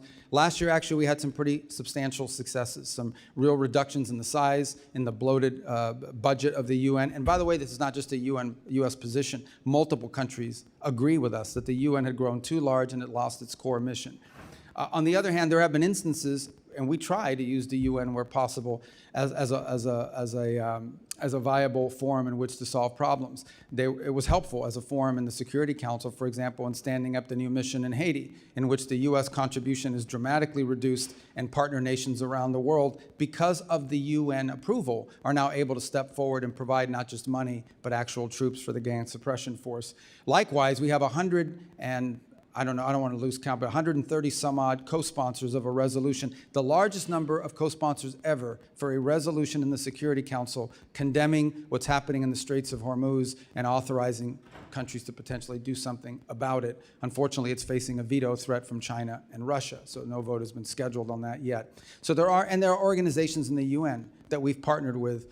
We've been able to partner with them on making contributions to humanitarian relief around the world. And we actually struck a pretty good deal with them in which we can ensure that that money is going to be spent in a way that furthers our national interest, not go to fund the NGO industrial complex, but also provide aid, critical aid to areas that badly need it. So there's been some utility with some of it, but the UN is in need of continued dramatic reform, and we intend to continue to use our fees that they claim we owe as leverage for that. Thank you, Mr. Chairman. One last thing. Is there any mutual, anything UN and NATO could do that would be mutually beneficial? Any reforms? But I'm sorry? Any reforms that the UN and NATO could do that would be mutually beneficial? Well, with NATO, it's a much deeper conversation that involves basing rights that have been denied to us by a handful of countries. And I think this is just it's going to feature prominently in the meeting in Turkey, as it did last week in the meeting with the foreign ministers. On the UN, I can provide you the list of the reforms we are asking for. They've imposed last year more reforms than ever before, but there are a few more that need to happen. And I can share that list with you and with the whole committee. Representative Stanton is recognized. Thank you, Mr. Chairman. Thank you very much, Mr. Chairman. Mr. Secretary, I do want to talk to you about the blurring of lines between public service and private enrichment at the highest levels of this administration's foreign policy leadership. President Trump has placed Steve Witkoff and Jared Kushner in charge of addressing some of the world's most intractable conflicts, including the war between Russia and Ukraine and cleaning up the president's self-made mess of war of choice in Iran.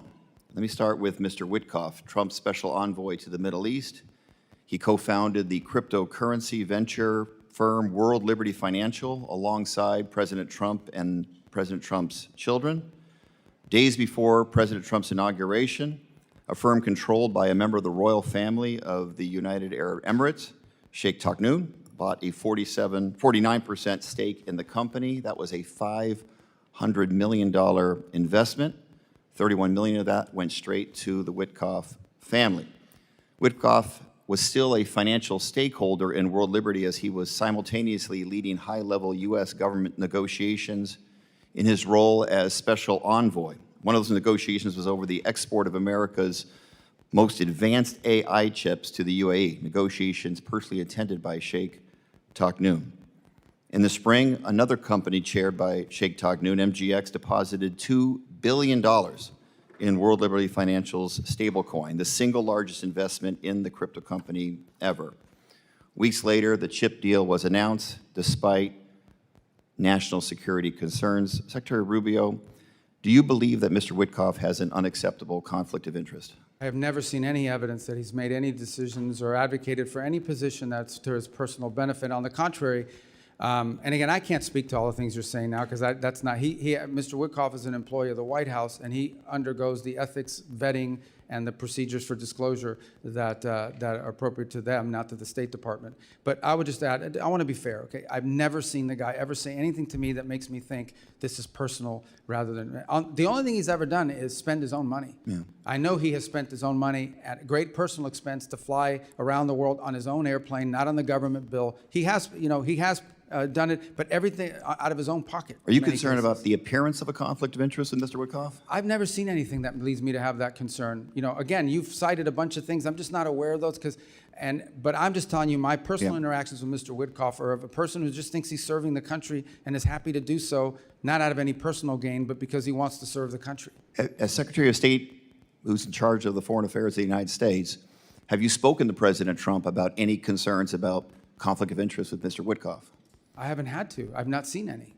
Let's talk about Jared Kushner. His private equity firm, Affinity Partners, has raised more than $6 billion since it was founded in 2021, including $1.2 billion just over the last year. Mr. Secretary, are you aware of how much of that $6 billion has been raised from foreign nationals? I don't know anything about it. The answer is 99%. These include sovereign wealth funds operated by Saudi Arabia, UAE, and Qatar. The Saudi Sovereign Wealth Fund is the largest investor in Affinity Partners. In fact, Crown Prince Mohammed bin Salman personally recommended that Saudi Arabia invest in Affinity Partners. The Crown Prince has also personally urged President Trump in multiple phone calls to continue the ongoing war of choice in Iran. Let's put it another way. The man who bankrolled Kushner's business venture is the same man who is lobbying for the war Kushner is tasked with ending. Mr. Secretary, same question. Are you concerned about any conflict of interest by Jared Kushner, the president's son-in-law? Again, in Jared's case, Jared is a private citizen who's been advising and participating in this voluntarily. He's not compensated for it or in any way. But I've never seen from either Steve or Jared on the contrary, all I've ever seen them do is put tremendous amount of time and energy into trying to solve problems, like the amount of time they put into Gaza and the Board of Peace and all of that process. I think, Secretary, I believe they've done it out of the kindness and goodness of their heart. They think they're serving the country. The goodness of their heart. Mr. Secretary, what Jared Kushner said on 60 Minutes on this very issue, when asked about it, he says, what people call conflict of interest, Steve and I call experience and trusted relationships that they have throughout the world. Reclaiming my time, let's recap. The two men tasked with resolving this country's most sensitive national security issues, including meeting with Iranian negotiators, are profiting off the same countries that they are engaging with. One thing we know for sure, while the Ukraine peace talks are going nowhere and the war of Iran has no end in sight, Witkoff and Kushner are making out like bandits. Meanwhile, a gallon of gas is still hovering about $4.67 in Phoenix, Arizona, that I represent, up nearly 40% from just 18 months ago. The American people are paying more for gas, for groceries, for everything. They're footing the bill while representatives of our government are cashing in. I yield back. Representative Jackson is recognized. Thank you, Mr. Chairman. And thank you, Secretary Rubio, for being here today. Thank you for your work to execute an America First foreign policy that is making America safer, stronger, and more prosperous. From confronting the corruption of the Maduro regime to negotiations with Iran to stabilize the Middle East, you have played a crucial part in spearheading the administration's Peace Through Strength initiative. Secretary Rubio, I want to reiterate what you wrote in your opening statement, that American leadership should always be on behalf of American interest. Thanks to President Trump's historic foreign policy initiatives, the USA has no longer sit idly by as other nations take advantage of American funds and military support. My question: global commerce and diplomacy rely on coordinated strategies with allies to combat illicit trade and support U.S. exporters. To support the Trump administration's efforts to enhance U.S. national security while advancing strategic American investments, I recently introduced the Strategic Export Controls and Border Security Enhancement Act. This bill would codify the State Department's Office of Export Controls and Border Security to strengthen the operational capabilities of allied countries to better protect U.S. critical technologies from diversion and misuse by our foreign adversaries. Secretary Rubio, how is this office being utilized to prevent the illicit trafficking of sensitive and dual-use technologies, and how do you see this office being used to advance America First diplomacy moving forward? Yeah, I think at the core of what you're trying to get to with your bill, and we're trying to get through with our sources, with our resources, is as follows, and that is that you will say you can't sell a certain product, or a certain product can't be exported because it provides, it would be the detriment of the national interest of the United States. But it's prohibited for one country, but it's not prohibited for some other country. They will then set up a company in a third country and use that to evade the sanctions. In essence, you will find a company, let's say it was a sanction against a transfer of technology to a Chinese company that's linked to their military. But they will then figure out a way to set up a company in a third country, in a country that's not barred for export. And they will use that vehicle and that route in order to be able to export a valuable technology. And so what we're trying to get at through our efforts is identifying those countries where that is happening and those companies that are being used for that purpose. And I think your bill, though I haven't read it, sounds like what it would do is it would codify this effort so that it exists beyond this administration.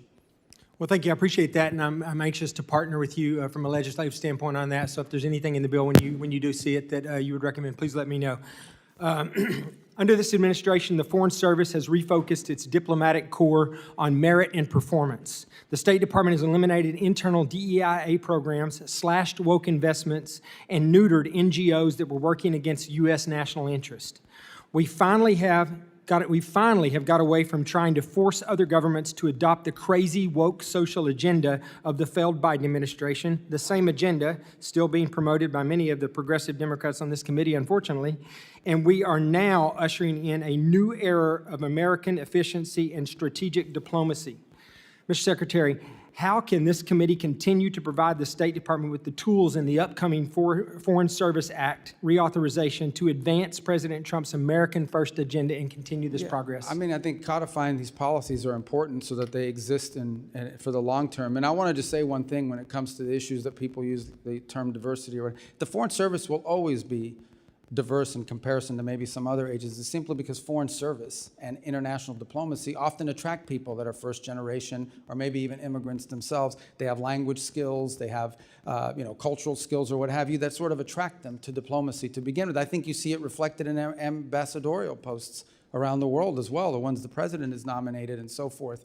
I would also add something that's very unique to the State Department, which other agencies don't have. The majority of our employees, over 47,000 of our total employees, about 70,000, 47,000, are locally employed. These are nationals of other countries that work for us, and they're a key part of our missions. We couldn't carry out our mission function in many of these countries without these locally employed individuals that are not even American citizens, but they're valuable resources. They've been there for 15 or 20 years, so in and of itself, I would say the State Department, but ultimately, we want to hire the best people for the job. And that's what we should always want. We want to hire the best people for the job, the ones who are most capable of doing the job. And I think we can do that and still have a very diverse workforce, but not because of the diversity, but because of their skill, their merit, and their abilities. Thank you. I appreciate that. Mr. Chairman, I yield back. Representative Jackson is recognized. The other one. Thank you very much. Thank you, Secretary Rubio. Great to see you again. Thank you for your forceful words in support of diversity, although there are some conflicting claims to what it means. Secretary Rubio, I stand before you not simply as a legislator, but as a witness to a moment in our nation's history when we are threatening to sever the sacred connection between our national interest and our moral obligation. This is a budget hearing, of course, but more than numbers on a page, we have to wrestle with the meaning of what those numbers mean to the lives of real people in real places, whose very existence is bound in no small way to the decisions that we make in this room. I want to start by showing the American people what the dismantling of the diversity, equity, and inclusion means. Under your leadership, we are abandoning the continent of Africa. Would you put this up, please? The question is not what can we afford, but what we are willing to become. Under your leadership, the U.S. effectively has closed 31 consular operations across Africa and has 34 ambassadorships vacant. Under your leadership, we froze student, refugee, and valid visa processing to 26 African nations. Under your leadership, we have raised the tariffs on 30 emerging economies. Under your leadership, we have pulled out of the pandemic and healthcare aid for over 40 countries. Our diplomats used to operate in every region, culture, and society on earth. A workforce that reflects the diversity of our country is not a political objective. It is indeed, as well as you know, a strategic advantage, as you articulated. Africa and other developing nations are fast-growing and young populations represent one of humanity's greatest opportunities for shared prosperity, climate resilience, and democratic transformation. On global health, last year, the Trump administration cut off all funding to the World Health Organization. However, to prevent diseases from reaching our shores, the U.S. still needs the global outbreak and disease surveillance functions that the World Health Organization offers. Diseases, as you know, do not need passports or visas.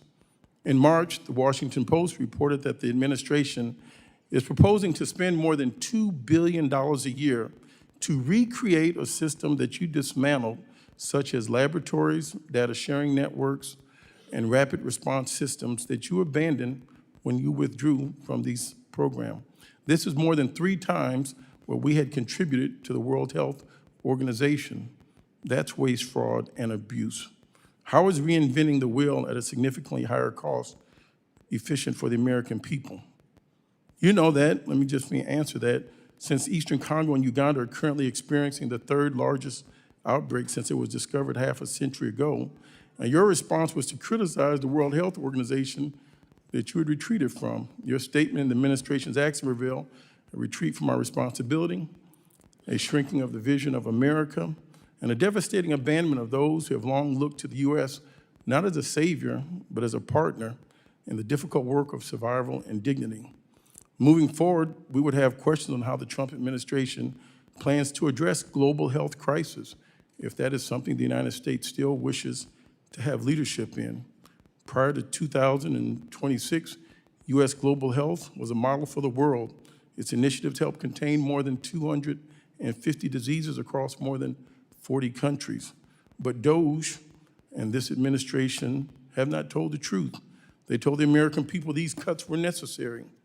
Because I can assure you there is nothing necessary about denying medicine when people are suffering. There's nothing justified in weakening initiatives like PEPFAR and the Global Fund. I'll give you some time, which have stood as shining examples of what this country can achieve when it chooses compassion over indifference. As we look at the HIV crisis, and specifically in Zambia, according to a draft memo that was shared with you, prepared for you by the State Department on African Bureau staff, something that you care about, you considered withholding life-saving assistance to 1.3 million people with HIV in Zambia to force the government to sign a deal giving the U.S. more access to critical minerals. Do you consider it acceptable to use life-saving HIV/AIDS treatment as leverage for economic advantage? And in closing, over the Easter weekend, I was in Cuba doing an oversight to see, and your State Department refused to meet with members of Congress while they were out gallivanting and partying. In closing, I would like to ask you, will you invade Cuba? I yield back. Well, I have 1 second to answer. What do I do? I mean, you guys tell me your rules here. I tried to write down all the Will stuff you said, invade but- Cuba? Well, that's not the only thing you said. What Mr. else? Secretary, I'm going to take my time to ask questions at this time, and I'll give you some time to answer. Okay, because I do want to answer a lot of the points he raised. So my questions are going to bear on this. I think there is a significant difference in the State Department today, and since you've taken the reins, versus the State Department under Secretary Blinken and under President Joe Biden. I'd like you to expand upon the changes that have been conducted. I think it's also incumbent for us to speak about things that just not everybody follows these things all day. I spoke about these things a little bit in my opener.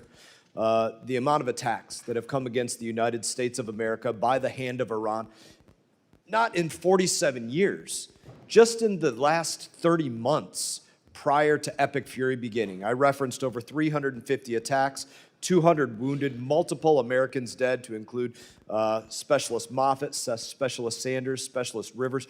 We have been ongoingly attacked by Iran just recently. And the United States has largely done nothing about it. I think one of the things that's changed about us is that we are not going to be an America that gets attacked and pretends it never happened, ignores it, does nothing. That was a way of the past. So, Secretary Rubio, I'd love for you to discuss this and discuss the questions that were asked previously, and you have 3 minutes and 45 seconds to do so. Okay, good. And I actually think they dovetail because there's a couple points. First of all, it's just absolutely false that we've abandoned the continent of Africa. As I've highlighted multiple times here on the diplomacy front, we are deeply engaged in the DRC and Rwanda peace negotiations. In fact, if it wasn't for us, there wouldn't be any negotiations. We are deeply involved in the Quad effort with Sudan that involves the UAE on one side, Saudi Arabia on the other, and it's deeply complicated that we actually have helped host donor conferences. So we are very involved in all of those issues. As I pointed out earlier, we've been working very cooperatively with the government in Nigeria to go after a common threat, terrorists that want to aim at us but are threatening the nation state there now. And by the way, we're opening new areas of relationship like Equatorial Guinea, which is a country we really hadn't had much interaction with for many years, and now that's begun to flourish, and hopefully we can build upon that. In the case of the consular services, we've consolidated consular operations all over the world. And one of the reasons why is you can do it more efficiently. There are areas where literally the number of either visas that are not accepted or even applicants do not justify having a full-time station. We've done this repeatedly, not just under this administration, but previous administrations have done that. And so consolidation of consular services is not unique to the African continent. We've seen it in Mexico, where we're going to close one consulate because the cost-benefit analysis doesn't add up. On the World Health Organization, they basically covered for China during the COVID pandemic. Openly covered for China, refused to disclose the reality of what was happening soon enough, and didn't put the blame quickly enough on where it belonged. But not just the blame, it didn't allow researchers to be able to begin the work of, it took longer than it should have to develop a vaccine and other things because of their attitude towards that. And we have deep problems with the way the World Health Organization seems to play politics on behalf of some countries, and we've pointed that out. Now, let me talk about a couple other things you raised. The Global Fund. The Global Fund is very happy. You should call them. They're very happy with us. They put out multiple statements about the work we're doing with that. We are fully compliant. Can I challenge any of his assertions, Chairman? It's my time. No, but I'm just telling you, the Global Fund, we are, for example, there's a 33% cap on what we give. The rest has to come from other donors. We are at that level right now. And if donors give more, we'll give more. We're committed to that. They're very happy with what we have worked out with the Global Fund. I think the other thing you didn't point out is we are not abandoning these countries or these programs. We're entering into compacts. 32 compacts, the majority of them in Africa, in which we go to a country and say, look, rather than force a bunch of NGOs from Northern Virginia on you, we are going to work with you. We are going to give the money government to government, and we're going to work in cooperation with your government to build up your national health system. So not only can you care for the patients you have now, but ultimately you won't have this problem for 5 or 10 years. And they want that. They welcome that. They do not want the ongoing dependency of aid. These countries clearly want to establish their own systems. Come over here because of visa. Representative Jackson, you're not recognized. I know, but on Zambia, look, we're not threatening them with anything. They just don't want to sign a compact. But you do raise an interesting point, not specific to Zambia, but broadly. Okay, there are a lot of countries we give a bunch of money to. You sit there and you say, okay, we donate $50, $80 million a year to this country. We do all the aid for that country. But all of the contracts, all of the rare earth minerals, all of the financial benefits, all of the commercial deals are with China. So explain to me, how is that good for the American people that we are in a country that we take care of all of their problems, but then all the economic benefits flow to China or some other country? That has to be talked about. How can I justify to the American people that we flood a country with American aid, but all of the commercial benefits in that country go to China or someone else over us? That is a legitimate thing to discuss with every country in the world that we give a lot of aid to. That is the reason why aid should not be separated from policy, because it has to reflect our national interest. Thank you, Secretary Rubio. Representative Kamlager-Dove. So, Mr. Secretary, 5 months ago, you essentially became the new overlord of Venezuela, taking control of the country's oil revenues and giving foreign companies access to its oil and minerals. But you have provided no real transparency about where the money is going and who is benefiting from this arrangement. I want to now talk a little bit about Mauricio Claver-Carrón. So, Mr. Secretary, you've known Mr. Claver-Carrón for many years, correct? I don't know how many years, but sure. Okay. We know that he was Special Envoy to Latin America. He's also a former lobbyist who supported your presidential campaign, I think in 2016.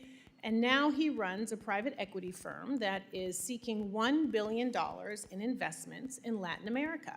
Apparently, he is seen as your right-hand man on Venezuela. But he's not a federal employee, and he's not bound by rules about financial disclosures or conflict of interest. According to the Washington Post, he acts like a kingmaker in Venezuela, helping to determine which private companies get contracts and access. And that's concerning because in January, you gave confidential licenses for Venezuelan oil to a company that had been charged with bribery by the Department of Justice and employs a trader who gave $6 million to Trump's campaign.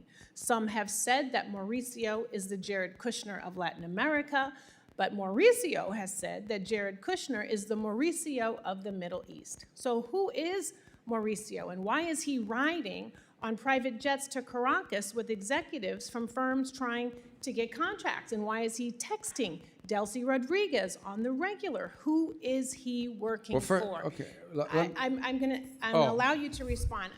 I'm setting this up because it looks unseemly that essentially you are taking Venezuelan oil money and sending it through a network of campaign donors, corrupt politicians, and lobbyists, and we can't get any documentation on that. We don't have any receipts.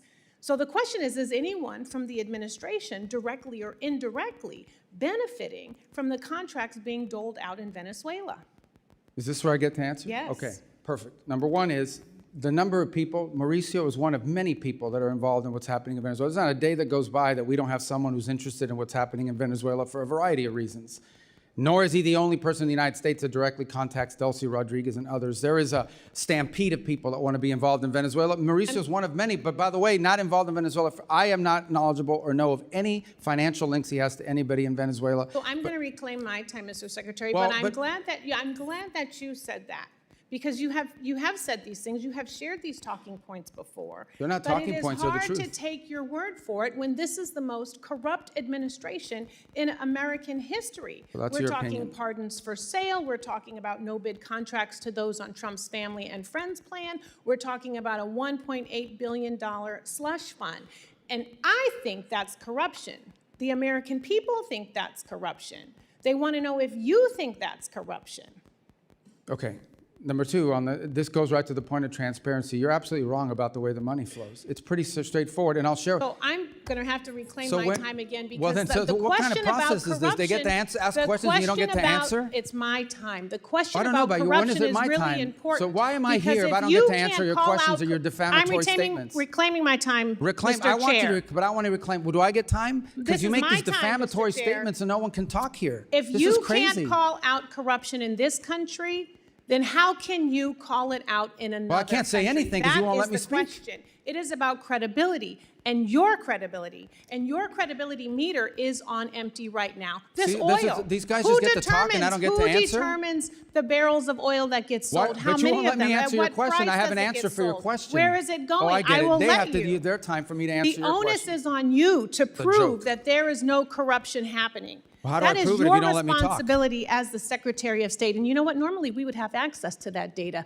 That's the You do. You transparency. just don't know where to But you're look. not showing us any receipt. Well, then show us. But Do you you won't. commit? Do you commit to coming back here with whoever the person is who is monitoring the sales of the oil? Bring them before this committee. Can I Show the reclaim my receipts. time? Have the documentation. You don't have this time yet. I am talking about your credibility and evidence, not your talking points, because talking points are never a replacement for transparency I agree, and but that's what you're documentation. saying. You're saying talking And points we without have an not- answer. We are 5 months into this and no audits. Zero visibility into the 100% contracts that are false. awarded. 100% Zero false. Unfortunately, transparency about where the Representative's money time has is expired. going. Representative Salazar is recognized. And giving contracts with no transparency Can I is borrow your exactly time the to reason answer? why you shut down USAID. So practice what you preach. I yield my Oh, time. she gets to scream now too? Scream Chairman, and can we shout. take down her words? I'll give you some time. I'll give Yeah. you some of my time. Let me just give Okay. just But change God, what the kind of thing energy. is this? What is this? You get asked questions for 5 minutes and you don't get time to answer. It's not a hearing. I think you said clown Like show a dunk before. tank? I What don't, is I don't this? have to tell you. I don't. I'll I've give even you used ti- their time. How can I answer the question? They don't even give me time. I've had to use their time to answer your questions. Yes. All right, whatever. All right, so I don't need to tell you that in my community, the city that I represent, the city of Miami, you're one of the most illustrious representatives, and that we're very proud of you, not only the Cuban Americans, but the Hispanic Americans in my Why is she community. leaving? I'm So going to answer her questions. I will. Oh, she's go. Okay, I got it. Well, thank you for coming.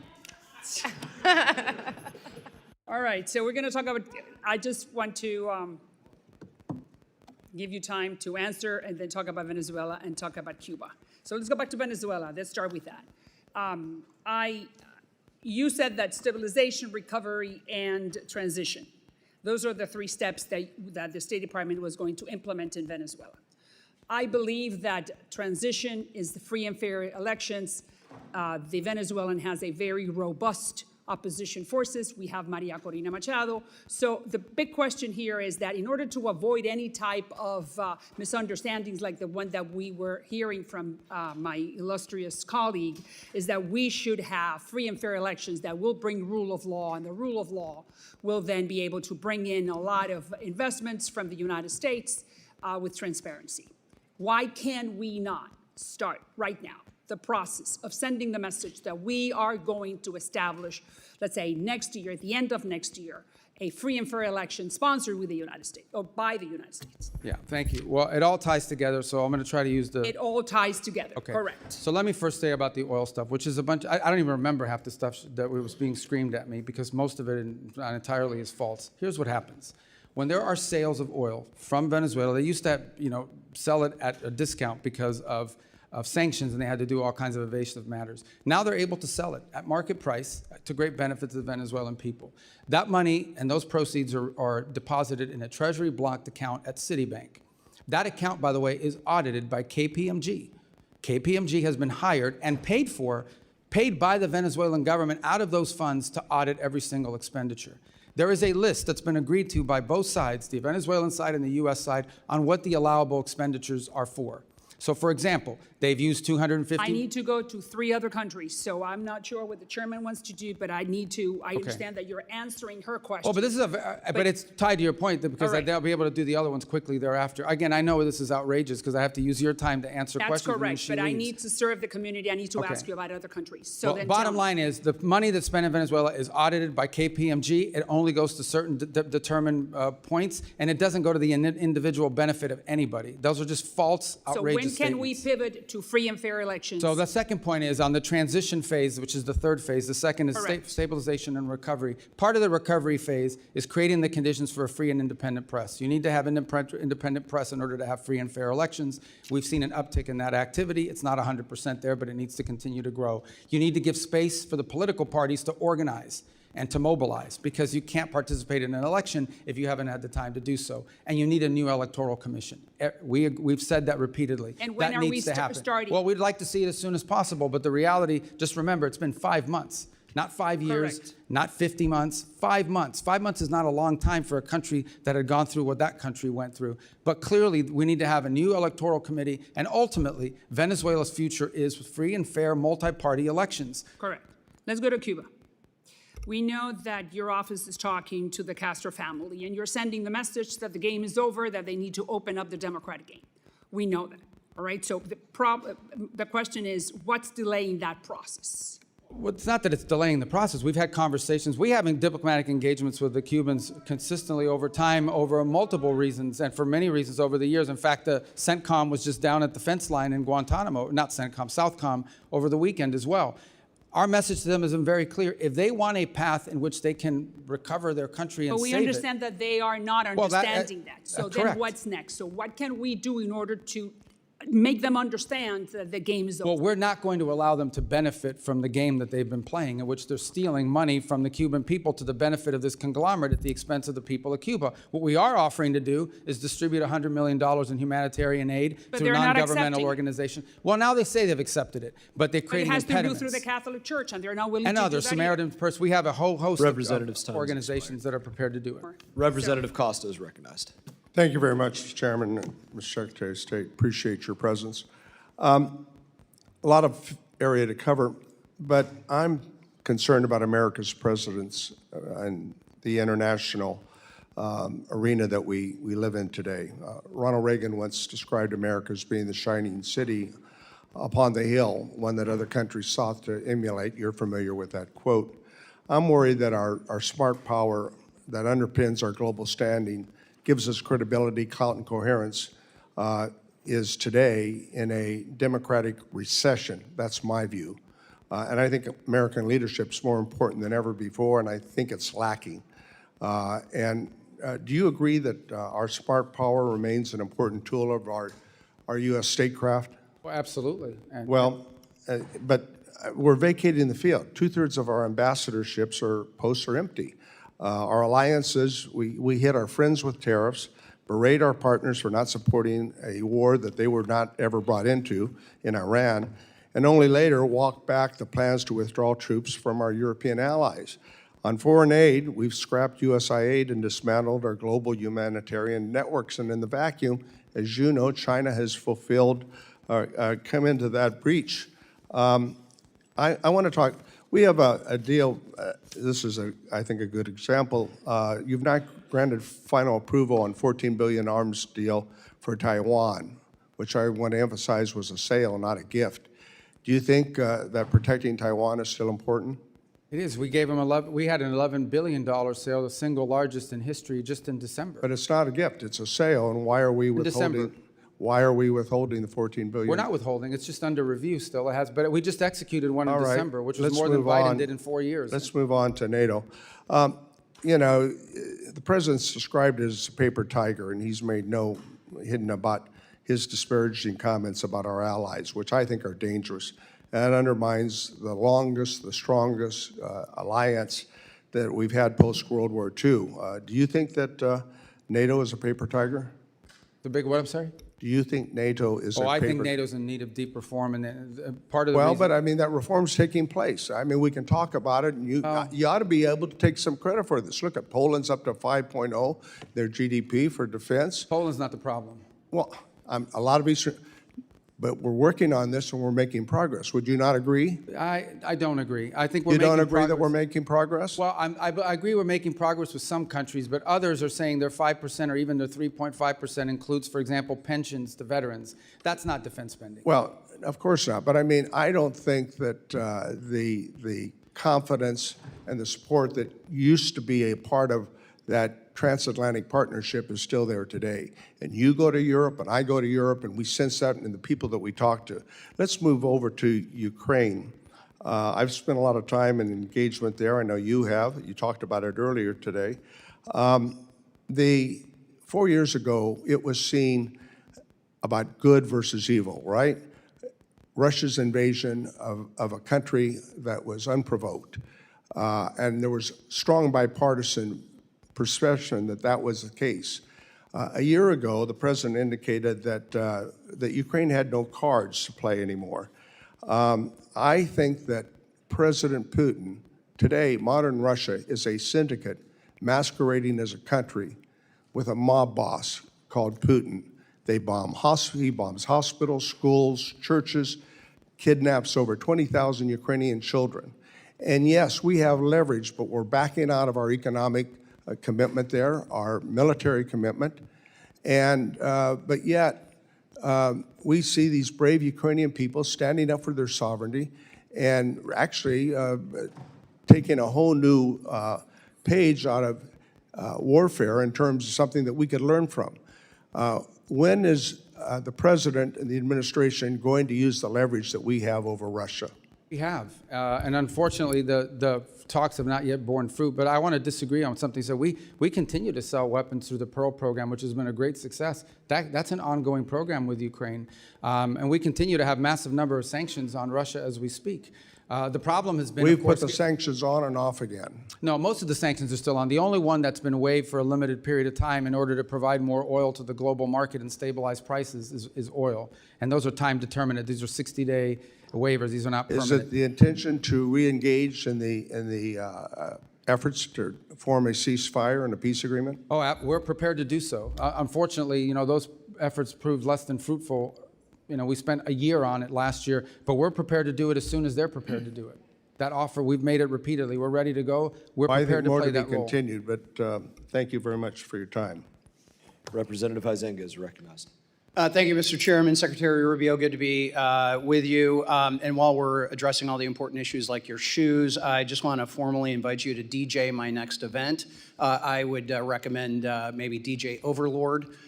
Be your new nickname. I apologize for many of my colleagues here because you're right, they are not giving you the opportunity to answer extremely important questions. I'm going to hit a number of issues very quickly. Coidoy prison in Venezuela. I believe yesterday you were quoted as saying that it had been closed down. I've got some close friends, contacts there that believe that there are still 25 prisoners that are still there. So I don't ask you necessarily to address it, but I'd love for you to take a look at that and get Just get to be back clear, us. the interim government has said they intend to close it, and we will hold them to their promise. Please do, and make that as rapid as possible. Along the lines of where Dr. Jackson was talking, Ronnie Jackson, one way we've maintained our lead regarding the AI arms race is cutting off China's access to essential chip-making tools made in America and by our allies. Unfortunately, the Netherlands and Japan continue to sell their critical tools, while here in the U.S. we maintain stricter controls. Those exemptions continue to be exploited by the allies today. Do you agree that export controls on chip-making equipment play a critical role in constraining the CCP's AI and military ambitions, and that allies should not be allowed to exploit exemptions to those controls? Correct, and that features prominently in all of our engagements with the countries you just mentioned. All right.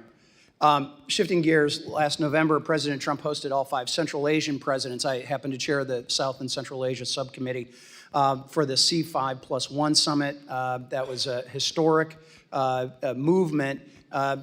And what I would like to know is, do you recommend that Congress send a strong signal to the of the U.S.'s commitment to Central Asia by repealing the Cold War-era Jackson-Vanik Amendment, which only serves to chill U.S. investment in the region? Absolutely, we want that repealed. We think it would be helpful. And what would be the positive steps? What are those I think next it would steps? signal that these impediments that have existed in the past and being able to deal with these countries commercially are being removed. So this came up in my confirmation hearing, and I don't know what the holdup has been, because every committee I go to, they ask me why. Everybody seems to agree they want to get rid of it, but no one gets rid of it. So you should. And by the way, we intend to have a C5+1 meeting that I'll be attending at some point this year in the region. Wonderful, and they will be thrilled to have that. And then you recently, you recently returned from visiting India. India is a critical economic and security partner for the U.S. across the Indo-Pacific. Could you please share with the committee the outcomes of your recent visit and how the Trump administration is strengthening the partnership while simultaneously addressing longstanding market access issues? Well, so India is an important strategic ally of the United States. We do a lot of things together, and there's tremendous opportunities to do more. The 2 points we focused on are, one, is the hopes that we we can wrap up the negotiations on our trade agreement, which we think we're a few weeks away from being able to conclude. Obviously, I don't negotiate those. That's a USTR function. So I would refer you to them as to the timing of it, but we think we're pretty close in getting that done, and both sides want to see it done. The other reason I was there was, in addition to the bilateral meetings, we were able to host a meeting once again of the foreign ministers of the Quad, which is the cooperation between the United States, Australia, Japan, and India. And there are a number of things we're working on, and now we have actionable items that we're beginning to focus on. There'll be a new port facility in the region that we're going to work together on for one of the small Pacific islands. I think that is an important show. Can you name which one? Well, I think we're talking to Fiji right now about the ability to be involved with them. And then the second is, I hope I didn't misspeak on that, but I believe that's the case. And on the second one that we are working together on Trust me, somebody in the media will hold you accountable. well, we'll get but the second one that I would tell you is that one of the things we've agreed to work on is domain awareness, working together and pooling our resources so we can have domain awareness about what's happening out in the sea. Is there someone out there trying to impede traffic? Is there someone messing with undersea cables? Is there, sanctioned ships that are moving through? This domain awareness is critically important. If we can pool the resources of these 4 countries, it would be a benefit to the region writ large. Thank you. And I'll just leave one last comment. It's been my observation going back to whether it's Russia, Iran, other places that have been bad actors. Sanctions are only as good as your willingness to enforce them. And we are finally seeing this administration, with your advocacy and others, and Treasury, to enforce those sanctions. Anthony Blinken sat there where you are not that long ago, and I had to remind him he had a problem on his hands because I'm vice chair of the Financial Services Committee. There's a number of Financial Services Committee members who are on this committee. We actually write the sanctions, and he basically would come in and say, don't worry your pretty little head about all these confusing sanction-y things. We got a handle on it. You finally do. Thank you. Representative Almo. Secretary Rubio, welcome back. I want to start where we left off last year. You told me, quote, we're going to do more food aid than any country on the planet times 10. That was your promise. But the facts tell a different story. America might still be the world's largest food aid donor, but we certainly don't provide 10 times more food aid than our peers. In fact, under your watch, America's food aid contributions have been cut by more than half to roughly $2 billion. It should be very clear that America's strength has never come solely from our might. It comes from our alliances, our credibility, and our values. You didn't just eliminate programs, you created vacuums. Vacuums where violence and instability are rising, that extremist groups are filling, that competitors like China are exploiting, and vacuums that are making Americans less safe and less prosperous. And you hurt Americans here at home with your policy decisions. Shuttering USAID wiped out more than 23,000 American jobs, while Donald Trump and his billionaire buddies got rich off of corrupt deals. Peanut farmers in Texas and sugar farmers in your home state of Florida lost market access because of your cuts.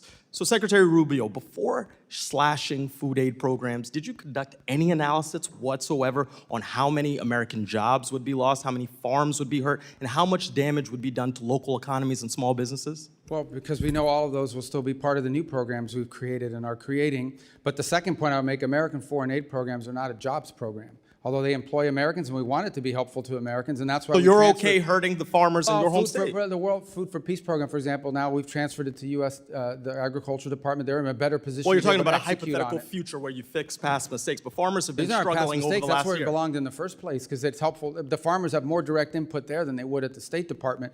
As to your point about us cutting aid, not only are we we donate more than the next 4 countries combined.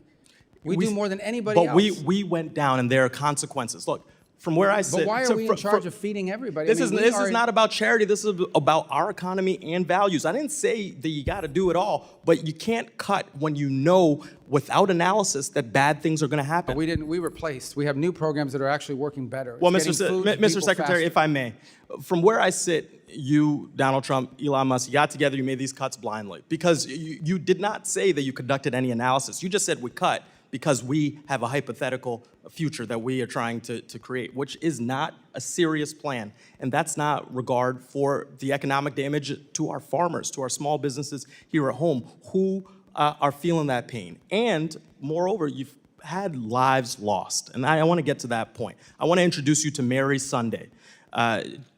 She is behind me. And after your food aid cuts decimated the world food program's ability to feed the Kenyan refugee camp she lived in, Mary's 7-month-old daughter, Santina, died of malnutrition. This is the only photo Santina's parents have of their daughter. Before Santina died, you looked me in the eye in this room and you said, "No children are dying on my watch." She was a child. She had a name, a family, a future ahead. Now she's gone. She is one of over 500,000 children who died last year after your administration pulled the plug. Yesterday, I heard your testimony. You said you're seeking outcomes with foreign aid programs, but the outcome that I see is dead kids. So, Mr. Secretary, I want to ask you again, and with a real direct answer, please. Were you lying to Congress when you claimed no children were dying on your watch, or did you simply never bother to calculate the human cost of your decisions? That number you're throwing around is a false number. It's a false number. And not only that, you're equivocating that the death of an individual is responsibility of the United States. There are 500,000 others. No, that's so, a false. That's a Mr. false Secretary, thing. the numbers are there. No, the numbers are not Here's there. The The thing. numbers are You- opinion you of have- experts you have who a got their narrative to contracts share. cut. Mr. Chairman, These I are want to people that enter got into their the record these An articles that show last year alone, over 155,000 children died from malnutrition. Over 126,000 children died from diarrheal diseases. Over 165,000 children died from pneumonia as a result of these cuts. So here's the deal. You promised more food aid, instead there were cuts. You promised America first, and said American workers, who you said aren't a priority for you. You said it's not a jobs program. They lost their jobs. You promised strength. Instead, we have lost influence, credibility, and trust. And you promised children weren't going to die. You said that to me right here. You promised peace as well. Instead, your illegal war of choice with Iran is driving up fuel prices and grocery costs while putting millions more at risk of hunger worldwide. This is not about charity. This is about values. So whether it's negligence or ideology, the result under your watch is the same. Weaker alliances, higher costs, dead children, and a less secure America. result is so we my spend so more my money que- than- my time is expiring. So I'm going to take these seconds to say, what are you going to do to clean up the mess that you Representative's created? time has expired. Representative Davidson is recognized.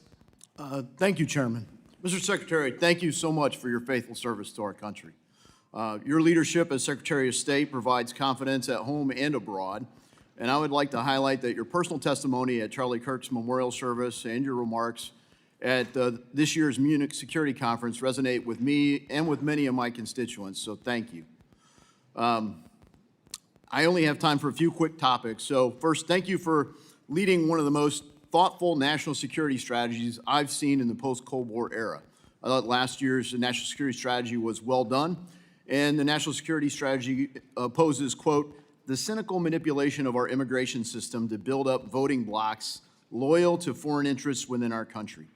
The State Department has also made it clear that we object to the UN's efforts to advocate and facilitate replacement migration across the United States and broader across Western countries. Immigration was a driving issue behind President Trump and Republican electoral victories, and I commend your department for making this a priority. Could you please highlight your approach beginning at our own borders and extended especially through the Western Hemisphere to addressing this as part of the national security strategy? In terms of migration? Yes. Yeah. Look, mass migration is a national security threat to any country that experiences it. It's bad for the transit countries too, by the way, because it fuels and feeds these transnational groups that traffic not just in human beings, they traffic in drugs, they traffic in weapons and anything else you can imagine. So I think one of the biggest threats specific to the Western Hemisphere, but be true throughout the world, is these transnational, they call them criminal groups, they're really transnational terrorist groups, that among many of the things they do is traffic in human beings. So mass migration is not good for any country that has to absorb it, and Europe is now facing the consequences of that, but mass migration is also not good for the migrant, because they're abused along the way, and it's destructive and disruptive to all the countries in the region that have to experience it. So today we do not have a mass migration event, and every country along that route in Central America is grateful for it, because that's less money that they have to spend and less resources that are being taxed and less of a burden that they're having to carry. Thank you for that. And frankly, thank you for demonstrating that we just needed leadership to apply the laws to secure our own borders with this administration. I'm a former infantry officer. The oath our military swears is similar to the oath we swear in the House or the Senate or for cabinet members. It's to support and defend our Constitution. You know, generally we say, first define the mission, second authorize the mission, and then execute the mission. So I'd like to call your attention to the 2001 AUMF. It was, I think, the 01 AUMF and the 02 AUMF that I thought brought justice to Qasem Soleimani. as you highlighted previously in dialogue today, you know, the IEDs and efforts of the Quds Force killed many Americans in Iraq. And he's, you know, Iran has been the biggest state sponsor of terror. Unfortunately, the ONAUMF, which still survives, doesn't, it authorizes a war on terror for Al-Qaeda and their affiliates. Hezbollah, Hamas, Houthis, and numerous other proxy forces for Iran aren't affiliates of Al-Qaeda. Would your administration support a modernization of an authorization of military force so that we could have a full authorization to provide full authority for our military to carry out these operations? Yeah, twofold. The first is we haven't asked for one. Obviously, anything that allows or provides congressional support for the president's efforts to take on Hezbollah, Hamas, the threats they pose to the United States and ultimately Iran, it would be a positive, but we haven't asked for it. We believe every operation that's been conducted is well within the law as it exists. Well, Article 1 gives Congress a duty to do something about authorizing force. And I've tried the whole 10 years I've been here to modernize it, so maybe next year will be the magic year. But I think it'd be due that we actually authorize these things because our military needs it. They need to know that the American people have their backs, and particularly when you look at people like the seditious six making threats to our military, I don't want them to have a second thought ever about their cover for the authority for the things we ask them to engage in. Because frankly, the problem in the post 9/11 era hasn't been whether there's a just cause, it's been whether we've given our military everything they need to achieve it. They've been tactically brilliant and operationally brilliant, and I'd say that's true even in Iran. But they haven't strategically been able to succeed, and part of that's because the United States hasn't been united behind it. And I guess towards that end, you've stated missions here, we're clearly not united as a country in Iran. So briefly, you know, what authorization do you need to carry out further operations in Iran? Well, that's contemplated now. They're all within the president's powers, in our view, under the Constitution to address imminent and emerging threats against the interests of the United States. If those circumstances were to change, we would obviously engage Congress in that conversation. We would always welcome congressional support. We'd like congressional support, but that's not going to stand in the way of the president addressing an immediate threat to the United States or an emerging threat to the United States that requires him as commander-in-chief to protect our people and our country. Well, the cause is just. Representative Mfume is recognized. Thank you, Mr. Chairman. Mr. Secretary, good afternoon. I was going to say good morning, but it's starting to run past us. We all obviously sit here in America in what has been known as the greatest deliberative body in this democracy, and in a nation that is the strongest, the wealthiest, the most powerful, the most influential nation that the world has ever seen. America's military might has no rival. However, America's moral obligation continues to be called into question. And I want to talk a little differently about something that doesn't get the attention that it should get, and I want to associate myself with the remarks from my colleague from Rhode Island. Globally, over 122 million people are forcibly displaced all over the globe due to conflict, due to persecution, due to human rights violations. They are in the Sudan, they're in Syria, they're in the Ukraine, they're in Myanmar, they're in the Congo, and they are in Gaza. And so I want to take the time that I have to talk about Gaza, since no one seems to want to talk about it anymore, now that there is a tentative ceasefire. But there's also a number of children, teenagers, seniors, and others that are living in Walla. They have no real medical care that is sufficient for their needs. They are displaced because of this humanitarian crisis that we see. And for months, the issue was that Hamas was not allowing people in. Well, that's not the case right now. And we see what was supposed to have been tens of trucks going in each day down to a trickle, not carrying food, but carrying a lot of commercial supplies. More than 6 months into the ceasefire, about 1.7 million Gazans, Palestinians, are still living in tent camps.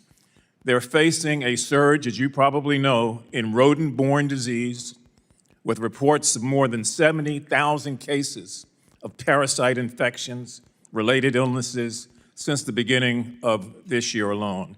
Many, if not most of them, are children, young children, who are trying to find a way to survive, who are also growing up with memories of what happened to their parents, with a great deal of hatred in their heart towards America, towards Israel, toward anybody that they thought may have been a part of that. I just want to point out two things. When the 20-point peace plan was enacted and talked about by President Trump, it included point number 7, which doesn't get a lot of attention, and that is that the mandate that a full amount of aid would be sent into Gaza and into the Gaza Strip at a quantity of 600 trucks a day. It also included another point, point 8, that entry and distribution of this aid would proceed without any interference from any outside or internal force.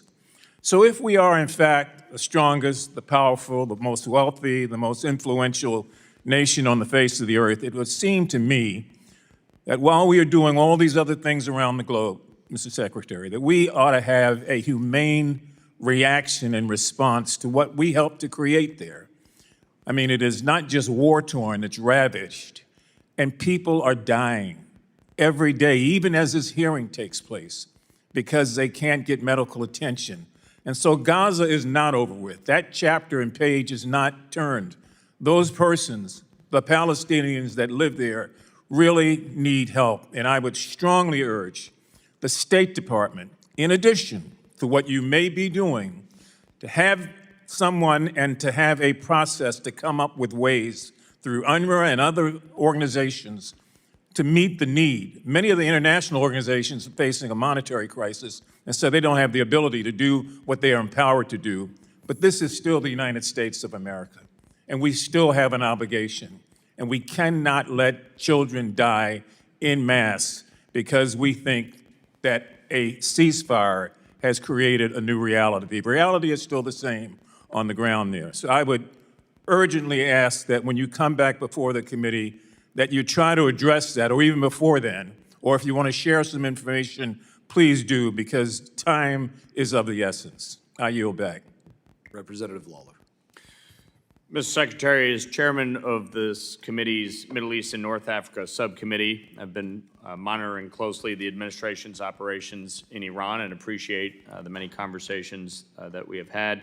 I commend both you and President Trump for your decisive actions against the regime and that of our military. Last summer, we significantly set back their nuclear objectives. And in the past few months, we have systemically decimated their military infrastructure, including their naval fleet and ballistic missiles program and drone capacity. And we eliminated the Ayatollah, the clerics, and much of the leadership of the IRGC. And now you are working to get the Strait of Hormuz reopened. And to my colleagues, I would say to you, imagine what this regime would do if it actually had a nuclear weapon and tried to extract and extort by shutting down the strait. They didn't just think of this as a result of this operation. This is something that they had been planning for years. We are working to diminish their nuclear capabilities for good and to expand the Abraham Accords across the Middle East and actually ensure peace, stability, and economic prosperity. It is bold, it is innovative, and for the first time in 47 years, somebody actually followed through on the bipartisan threat that Iran could not have a nuclear weapon. So I applaud you for the work that you have done during your tenure and wanted to ask you a few questions. Specifically, would the president sign a deal that doesn't deal with the nuclear threat and Iran's enrichment capabilities? Well, that would be what the deal is about. So it would be impossible to sign a deal that doesn't deal with enrichment and the highly enriched uranium. Right. And would you say that Iran, for the first time, is finally willing to at least discuss these issues? Well, I can tell you a few months ago, they refused to discuss the issues of both enrichment and the highly enriched uranium. I think now in some of the papers that have been exchanged back and forth, it's clearly addressed, but we still don't have final sign-off from their system as of this morning. And there have been reports that sanctions relief and release of frozen assets are on the table. As I understand it, you shut down those rumors yesterday in your testimony. Can you confirm that's the case? Well, first of all, there are sanctions that are specifically related to their nuclear program. Sanctions because they enrich, sanctions because they have highly enriched uranium. And so none of this would be done at the front end. There's no signing bonuses here. But ultimately, it would all be conditions-based. The sanctions that are directly related to the nuclear program would be discussed as if, in fact, they go through all the way on the things that we're asking them to do. But that would be part of the negotiation. It wouldn't be at the front end. Now, as you and I well know, during your time in the Senate, we worked together to pass the SHIP Act. And it was the Biden administration that not only released billions in frozen Iranian oil revenue, but it was the Biden administration that eased sanctions on the illicit oil trade between China and Iran. And that's what allowed the Iranian regime to finance terrorism, Hamas, Hezbollah, the Houthis. That's what allowed them to finance their ballistic missiles program. And it's what allowed them to finance their nuclear capabilities.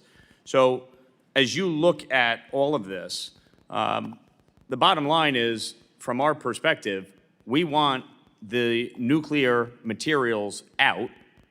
And so ultimately, no dust, no money, correct? That's right. And to be clear about we're talking about 60% highly enriched uranium that has no peaceful purposes. The only reason to have 60% highly enriched uranium is to be one step away from turning it into 90% highly enriched uranium, which you would weaponize. So that has clearly been one of the things that has to be part of this agreement. Okay. The disposition of it. One thing I just wanted to say as part of any negotiation, please keep in mind the U.S. Victims of Terror Compensation Fund and make sure that our 9/11 families continue to be compensated on the sanctions for Iran's terrorist activities. You know, a number of my Democratic colleagues have pushed war powers resolutions. From your experience and position, does this grandstanding benefit the United States, or does it benefit the Iranian regime? You know, the Iranians have misunderstood it in the past. They think, and I've seen others, not just the Iranians, but on different war powers resolutions, they think that if this thing passes, that means the president will not be able to come after us, so he no longer has any leverage. I think I've seen reflections of that from them in the past. Obviously, look, Congress has its prerogatives. You'll vote on what you're going to vote on. You're asking me whether it's had an impact. I think if you see how it's reported on Iranian state television and things of that nature, it makes them think that somehow our hands are going to be tied and we won't be able to do anything to them, so why make a deal? Appreciate it. Representative McBride. Thank you, Mr. Chairman. Thank you, Mr. Secretary, for joining us today. Like you, I attended the Munich Security Conference earlier this year, and in a meeting that I had with several European prime ministers and several of your colleagues within the administration, your colleagues recognized that NATO is both bigger and better funded today than it was 10 years ago. And I am fully willing to admit that that is a byproduct of several factors, including Putin's aggression, previous administrations, and indeed a byproduct of actions by this administration and this president's first term as well.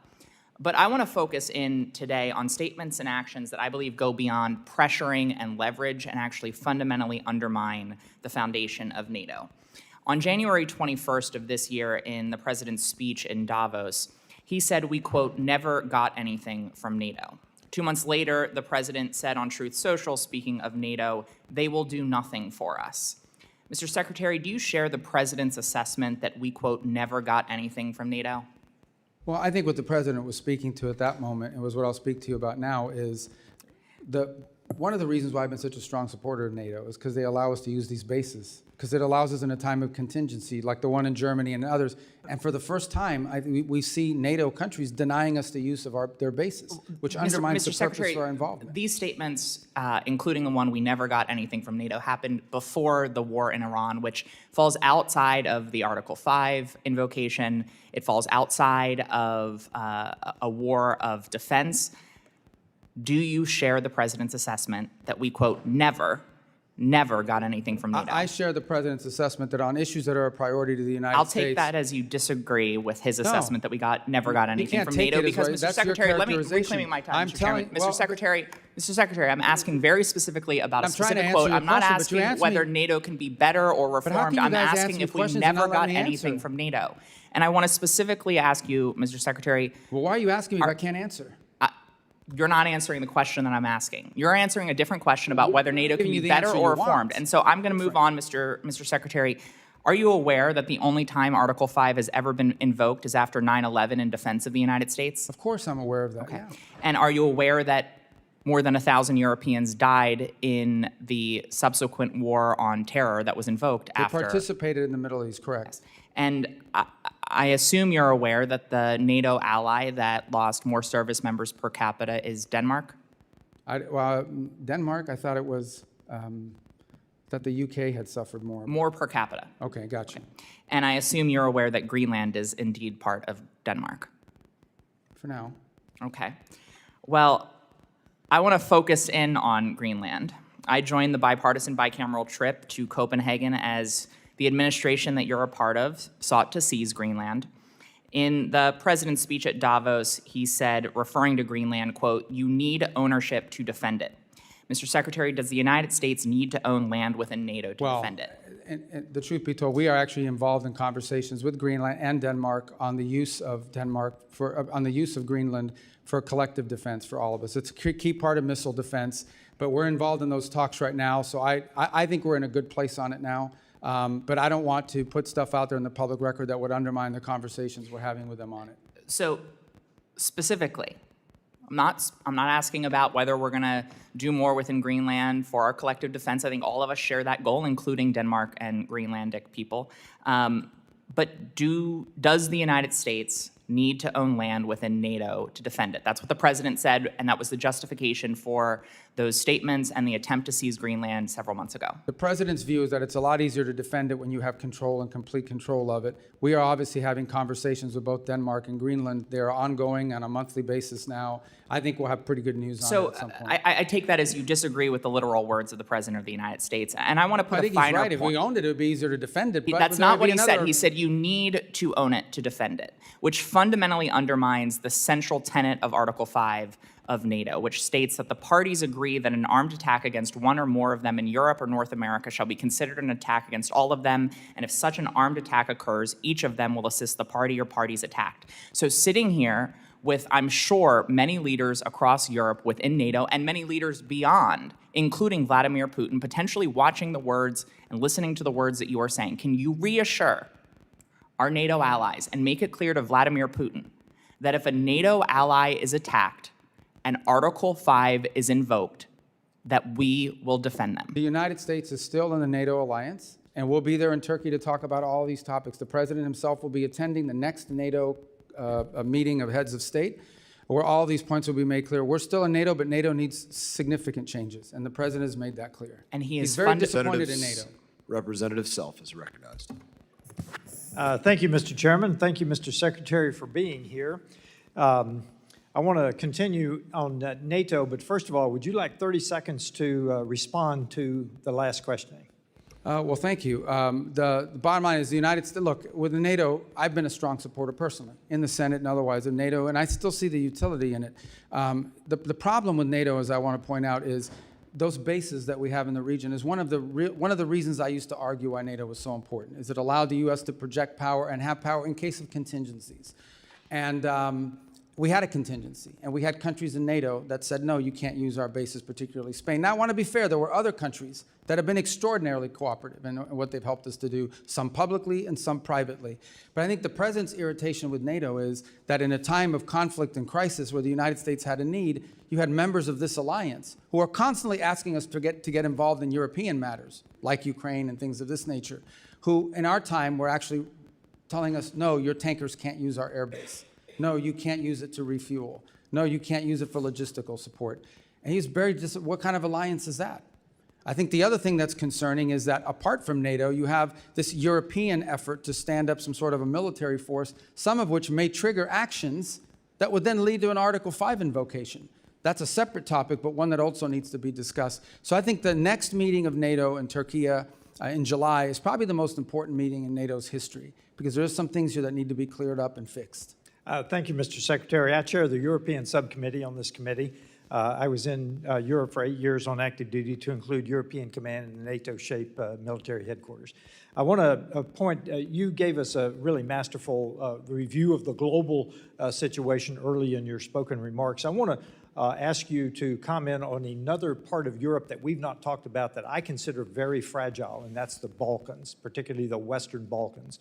I just completed a trip through Bosnia, Herzegovina, Serbia, and Kosovo. I talked to government officials, I talked to opposition members, students, obviously the country teams, KFOR, NGOs, talked to everybody I could talk to. It's extremely fragile right now. Thank you for the ambassadors that were recently nominated for that region. I noticed that Kosovo did not have an ambassador nominated, and I would ask for your support there. We have 4 NATO allies that are also blocking Kosovo's entry into NATO.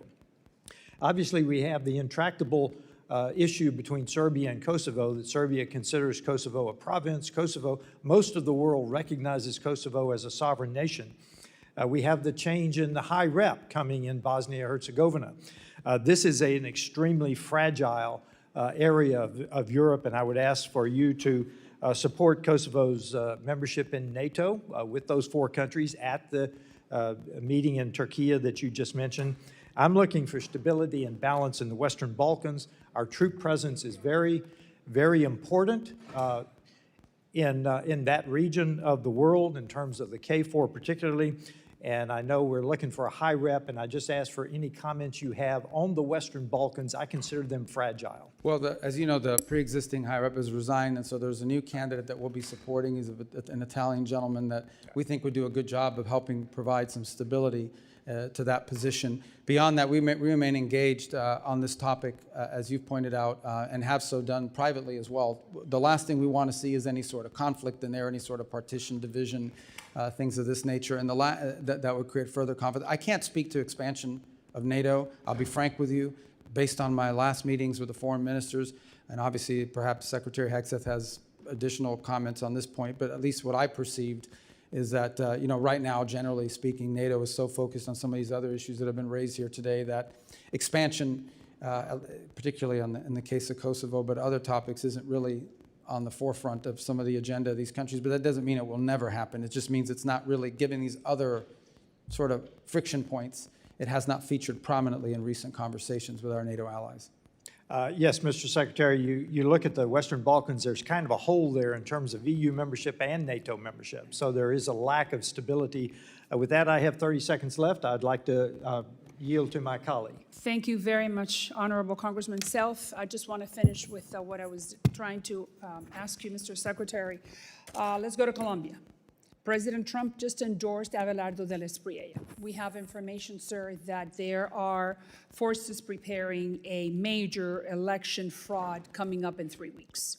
My question to you is very clear. We need to send a message to the Colombians that they need to have free and fair elections. So are we prepared to say that whomever participates in that type of fraud process during the presidential election, can we sanction them with OFAC sanctions, canceling United States visas for them or for their family members? Look, I can't make that. I would say to you that we are going to be very forceful in ensuring that there is a free and fair election in Colombia and do everything within our power to ensure that that happens. Specifically, time has expired. Representative Dean is recognized. OFAC.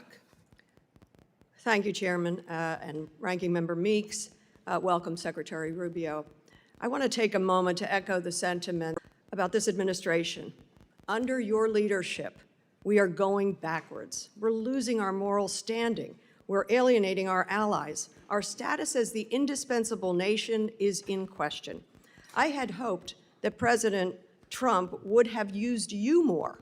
I had hoped he would have used diplomatic tools more instead of family deal makers.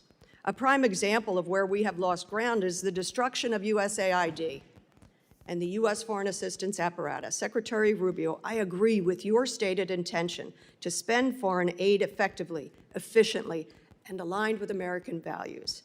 Your written testimony certainly paints a rosy picture of the State Department's progress in achieving those goals. I quote you when you say, "Every dollar we spend today is 100 times more effective, efficient, and aligned with the American interest than it was when President Trump took office." We know such huckstering is not the reality. Last year, a new and untested organization called Gaza Humanitarian Foundation was set up by Israel and the United States within a few short months to take over distribution of emergency food assistance amid catastrophic food insecurity and famine in Gaza. GHF had no track record of providing humanitarian assistance, and it relied on private subcontractors to transport the food, to provide food distribution sites, and then you saw the reporting. Hundreds of Palestinians, including women and children, were killed just trying to get to those sites.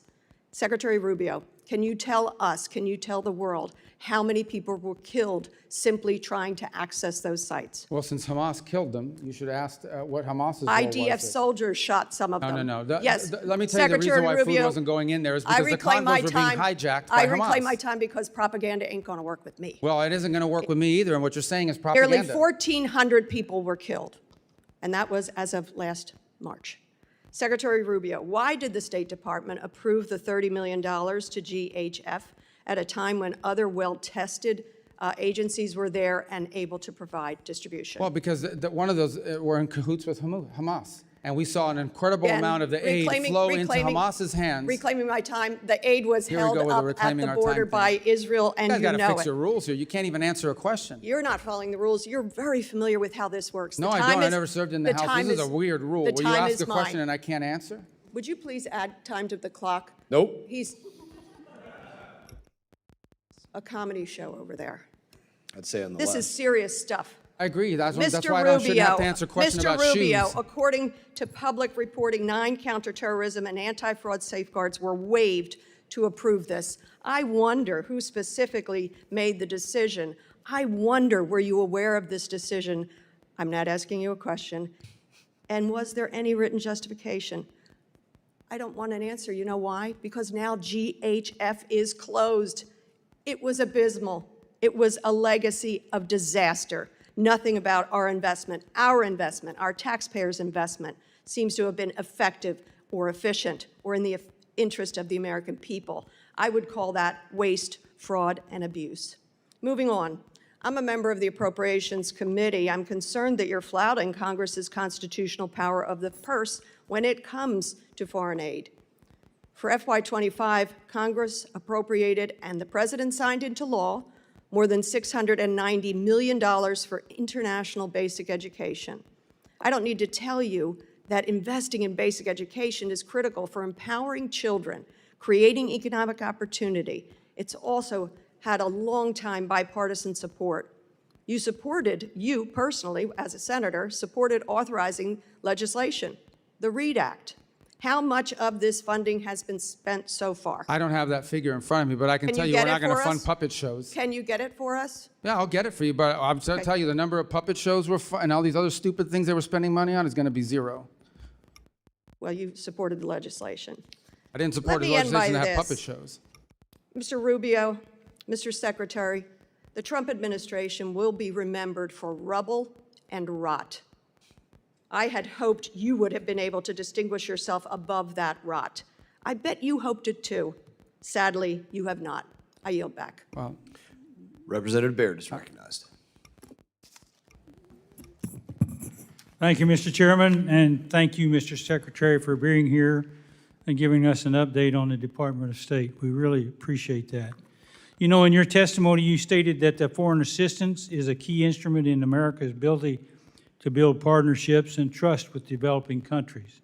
And President Trump has put forth a clear plan about America First in all aspects of our policy and his policy. Our focal point that the State Department has spearheaded, which is I am very excited about, is the American First Global Health Strategy. The U.S. is a global leader in health innovation, particularly with pharmaceutical applications and biotechnology.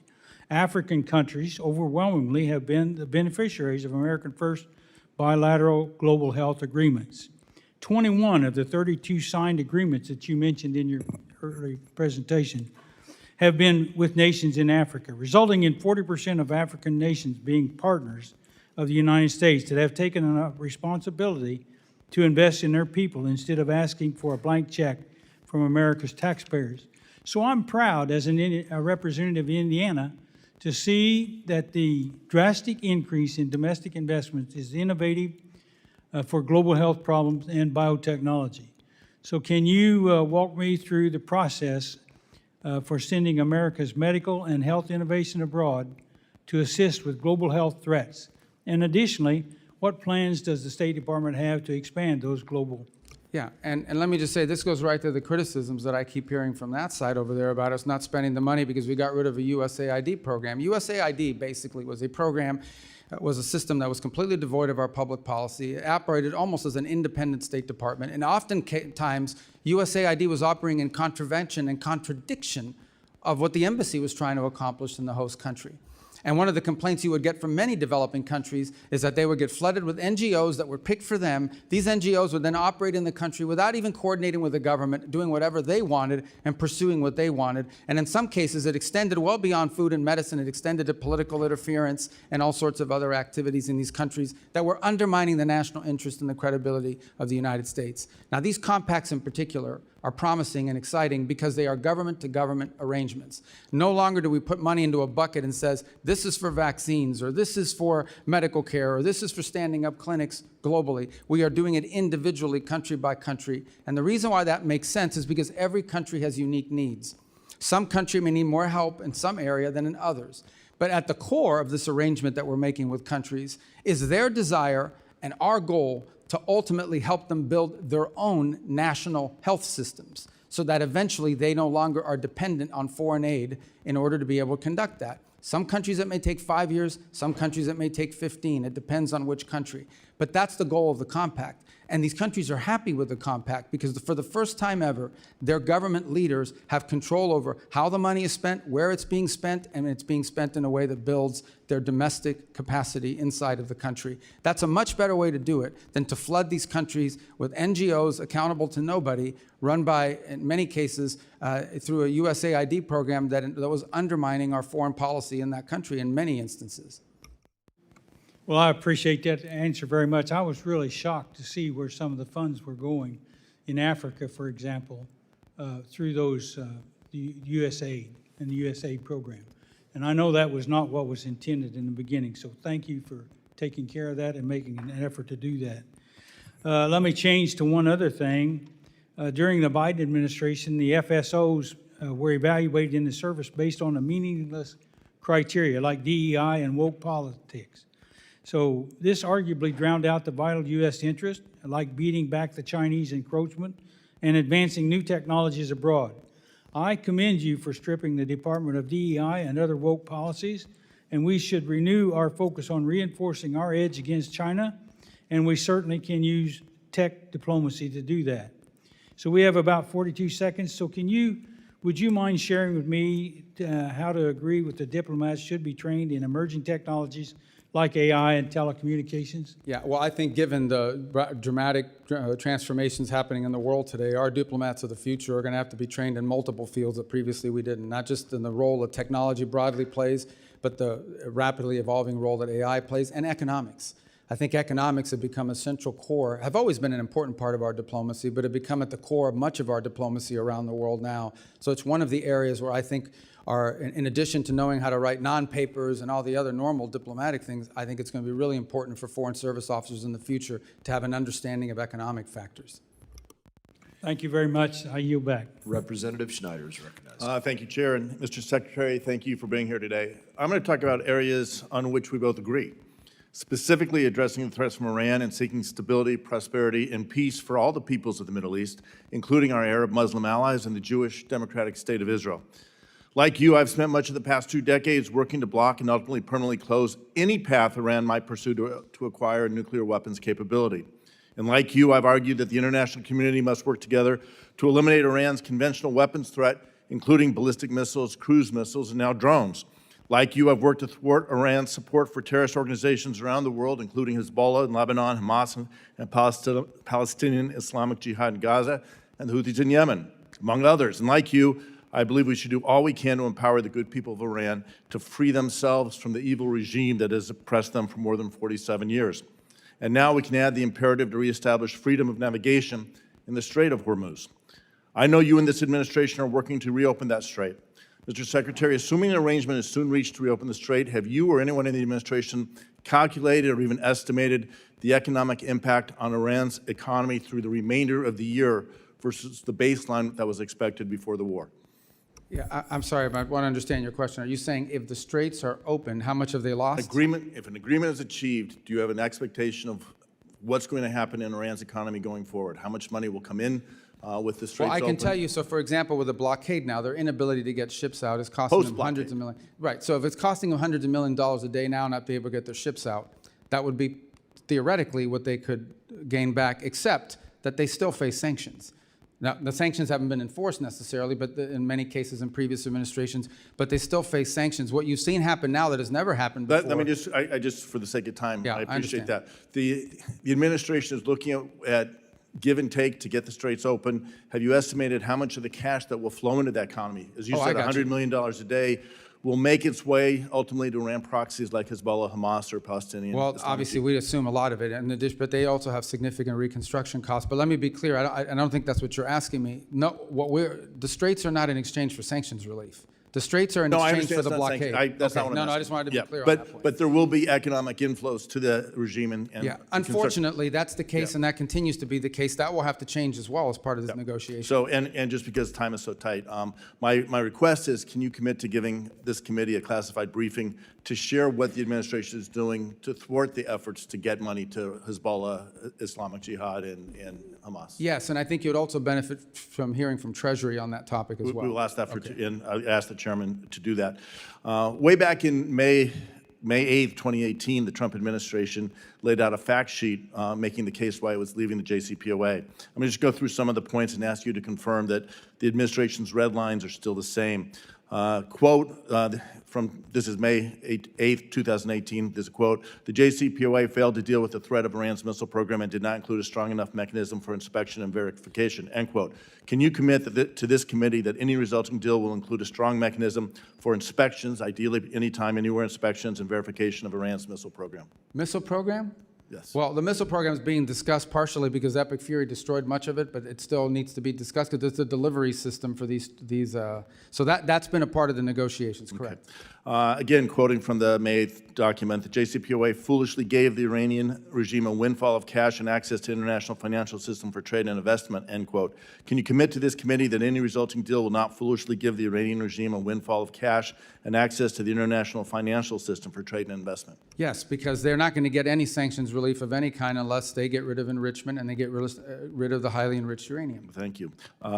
Third point, and I'm again quoting from the original document, the Iranian regime must never have an ICBM, cease developing any nuclear-capable missiles, and stop proliferating ballistic missiles to others, end quote. Can you commit to this committee that any resulting deal will cause Iran to cease developing its nuclear-capable missiles and stop proliferating ballistic missiles to others? We consider delivery systems to be a part of them having a nuclear weapon, which we said they'll never have. Right, and just because you have 40 seconds, again quoting, quote, the Iranian regime must stop its threat to freedom of navigation, especially in the Persian Gulf and Red Sea. That was in 2018. Can you commit to the committee that any deal will cause Iran to stop its threats to freedom of navigation, especially in the Gulf or Not the only Strait can I of Hormuz? commit to that, we won't even be able to enter negotiations until they do that. Okay. And finally, can you commit that any agreement this administration enters into will ensure Iran cannot develop a nuclear weapon?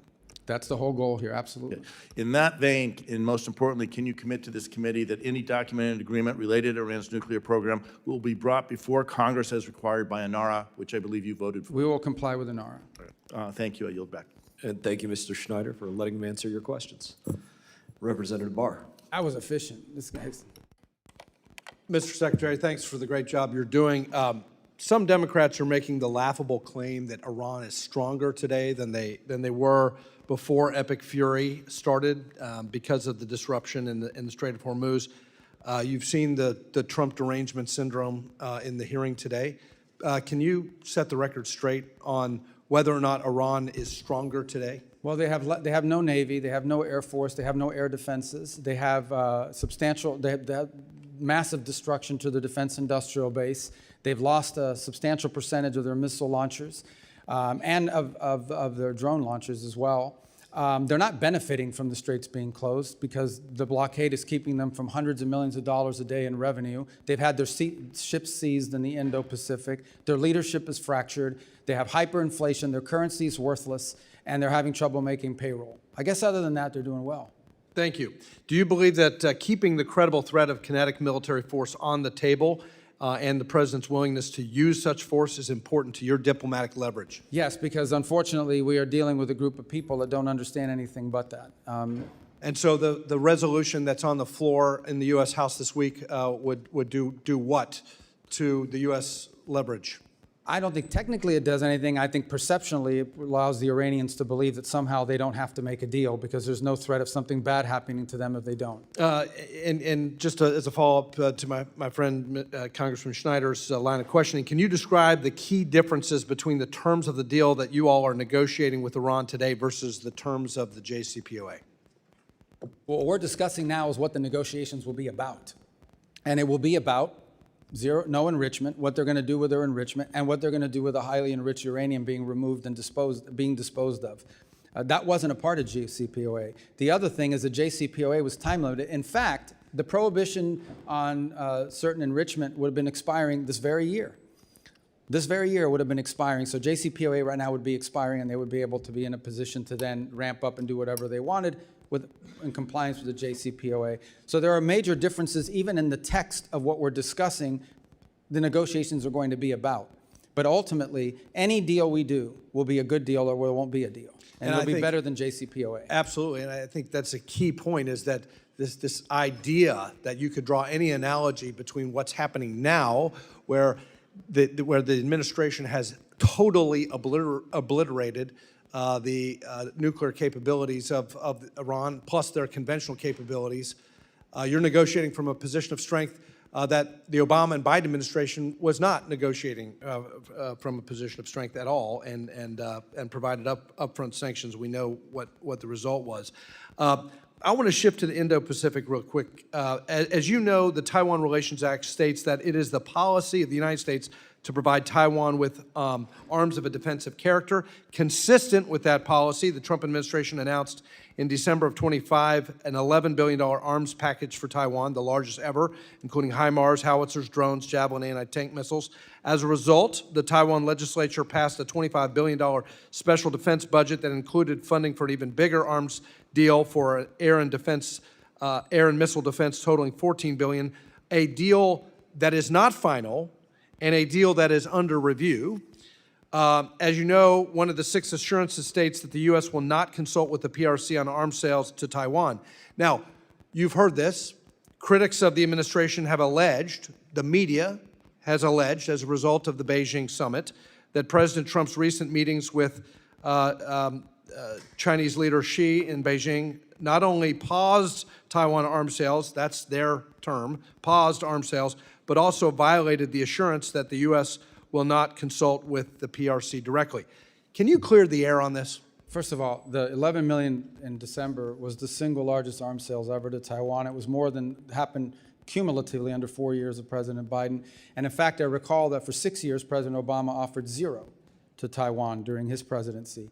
So it was such a big deal, by the way, that the Chinese reacted to it with really hyper activity in terms of military exercises around Taiwan. We don't consult with the Chinese on these arms sales. We're aware of their position. They talk about it all the time, and I don't need to tell you, it wouldn't be breaking news that they're not in favor of these arms sales. They raise it, but they are not negotiated, and they're not consulted. That second deal, the $14 million one that's currently under review, and that would not be unusual for something of that that's not magnitude. a pause. That's not a pause. That's under review, and we've already done an $11 billion deal. Just did one in December. Right. So I think the mischaracterization of this as a pause doesn't reflect the administration's commitment that they've already made on the $11 billion deal. I yield back. Yeah, correct. Representative Barra is recognized. Thank you, Mr. Chairman. Thank you, Secretary, for being here. I'll admit that I was hesitant and skeptical and did not support the actions that took place in Venezuela. I also will admit that thus far it's working out better than I would have expected. And long-term stability, if we can create a better life for the Venezuelan people, is a good thing. If we can reduce that threat in our hemisphere, that's a good thing as well. To the line of questioning that Ms. Kamlagerdev asked, I think it would go a long way. You mentioned that there's a KPMG audit of the Venezuelan funds, how the revenue is being used, how it's being reinvested in Venezuela. Would you publicly commit to providing that audit to this committee? And again, I think it would go a long way to. It's an ongoing audit, so it's not a once-a-year audit. It's on every expenditure. Every single disbursement is audited by KPMG. I would also add one more point. There's a second layer of control here, and that is Citibank itself, because they hold the account. They also do the Know Your Customer regulations on it, which, by the way, has slowed down the disbursement in ways that have been problematic. Would you but commit nonetheless to necessary. providing all that information Yeah, to the committee? no, so we can absolutely, take a and look that's at why it? we're doing the audit. We want people to see that it's not being stolen or pilfered. We think that's part of this recovery is so critical. Again, I think that would go a long way to assuaging some of the concerns. I'm going to follow. Mr. Barr is a co-chair with me on the Taiwan caucus, and some of his line of questioning. I was going to ask you yes or no questions, but I'll ask a series of questions I think that go along with his line of questioning. Some of the comments that the president's made recently have created a little bit of ambiguity. But again, what you just suggested, nothing's changed in our relationship. In the Taiwan Relations Act, it states that the United States will make available to Taiwan such defense articles and defense services as may be necessary. The 6 assurances states that the United States does not agree to consult with the People's Republic of China regarding arms sales to Taiwan. The Taiwan's Relations Act, the 3 joint communiques, the 6 assurances have guided our one China policy for decades. And again, I think in your previous statements, nothing has changed with our commitment to upholding the U.S. one China policy. Is that correct? Our policy on Taiwan has not changed. Oh, great, thank you. Switching over to something that the administration's put a lot of focus on is our critical minerals, rare earths, developing our own capacity. I was supportive of the Mineral Security Partnership, now the Forge Act, working with our allies, super important. Work with Congresswoman Kim on the Dominance Act, which passed out of this committee, which I believe will be coming to the floor on suspension, hopefully on Monday.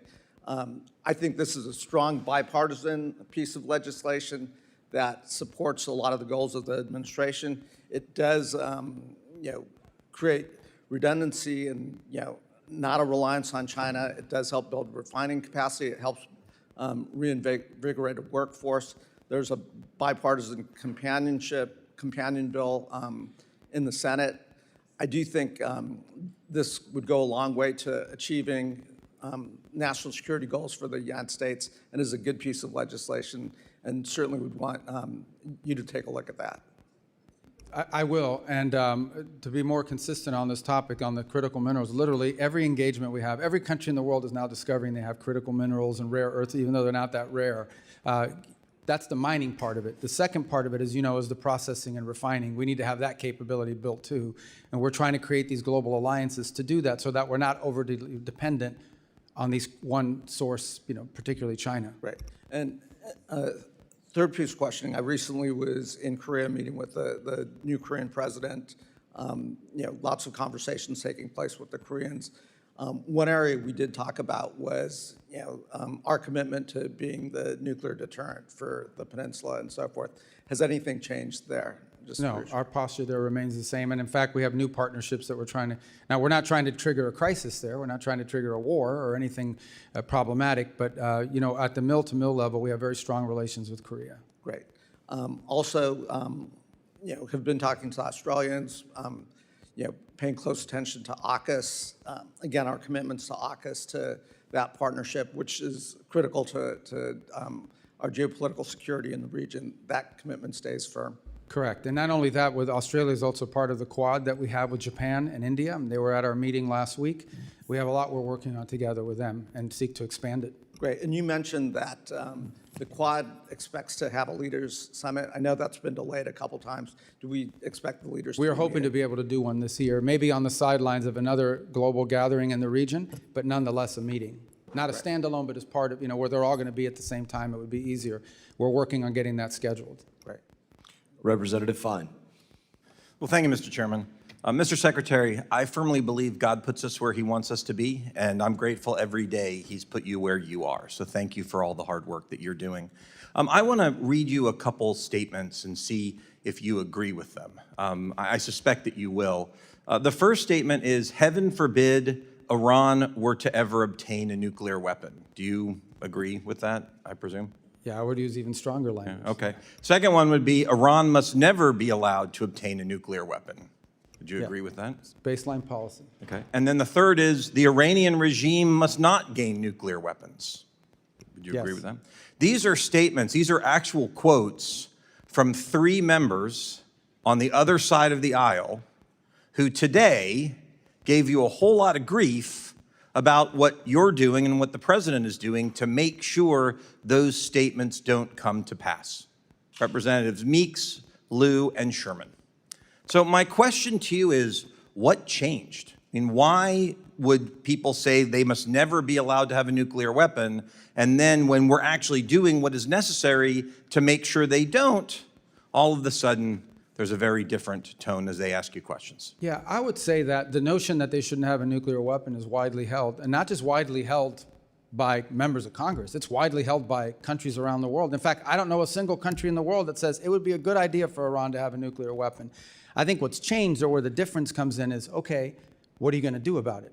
You ultimately have to do something about it. And when we saw that they were building up this conventional shield behind which they were going to hide their nuclear program and hold it immune from action, we had to address it. And that's what the president did with Epic Fury. So that was the difference. The difference is we actually did something about it, something that multiple administrations have held as their position. It was the Biden administration's position. It was the Obama administration's position. But this president actually did something about it. And many countries around the world aren't willing to do anything about it except complain or sign on to some letter somewhere. But we actually did something about it, because if we had not done so, in about a year, Iran would have had a conventional shield. And they could have been able to threaten not just the region, but parts of Europe. And they would have said, if you come after us in our nuclear program, we will impose costs on you cannot bear. So now you have to let us have a nuclear weapon. We were never going to let them have that conventional shield. So what happens, in your opinion, if we did what they're asking? We stand down, we stop, we go back to the strongly worded letters and lots of talking, but we don't take the action. We just go, well, we don't want them to have a nuclear weapon, but they're going to do what they're going to do. What do you think? What would your prediction be? What happens? I think the long-term trajectory of Iran remains the same in that regard, as their ambition is to ultimately have a nuclear weapon. That is ultimately their ambition. They probably view it not just as regime security, the way that they do in North Korea. They view it as an ability to become the dominant power in the region. Once they possess a nuclear weapon, nothing stops them from sponsoring proxy groups all over the region to destabilize Jordan, Saudi Arabia, multiple Sunni countries, and of course wipe out Israel. So it would be fair to say then that standing in the way of what you're trying to do over there, what we're trying to do over there, effectively is emboldening and enabling Iran to get that nuclear weapon. Well, ultimately, anytime they don't fit, the only reason they would not go for a nuclear weapon is because they're forced not to. They're never going to do that voluntarily, and they've never agreed to anything voluntarily. Even the small concessions they made in JCPOA were in exchange for some benefit to them. So clearly, this isn't a regime that only understands that they will only do these things if they're compelled to do so, either through an incentive or through a punitive matter. Okay. Changing topics to UNRWA for a minute. As you know, on October 7th, 2023, there were employees of the United Nations in the form of UNRWA who actually participated in the terrorist attack that killed 1,200 people. What are we going to do to make sure that the UN can never, ever again employ terrorists that are going to go and kill people? Well, obviously, we're not going to be working with UNRWA any longer. As you know, we've removed ourselves from that, and we refuse to engage them or be a part of the solution now in Gaza. There are plenty of other organizations that can play that role without having the sort of cooperation that they've had with Hamas elements, including the presence of Hamas elements within their ranks, as we've seen.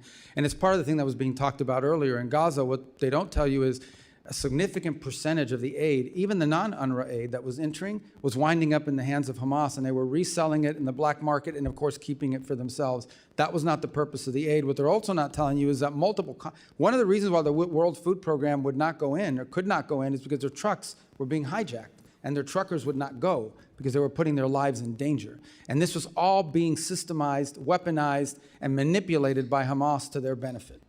Well, thank you again for everything you've done. Everyone in Florida is very proud of you, and we're cheering for the work that you do every day. Thank you, Mr. Secretary. Thank you, Mr. Chairman. Representative Ocheski. Thank you, Mr. Chairman. First, Secretary Rubio's earlier testimony referenced the president's son-in-law, Jared Kushner, as a private citizen. But in President Trump's own words, Kushner is an envoy of peace alongside Steve Witkoff. So I ask unanimous consent to submit for the record a political article from February 19th detailing the president's announcement, which makes clear Kushner is more than a private citizen. It's ordered.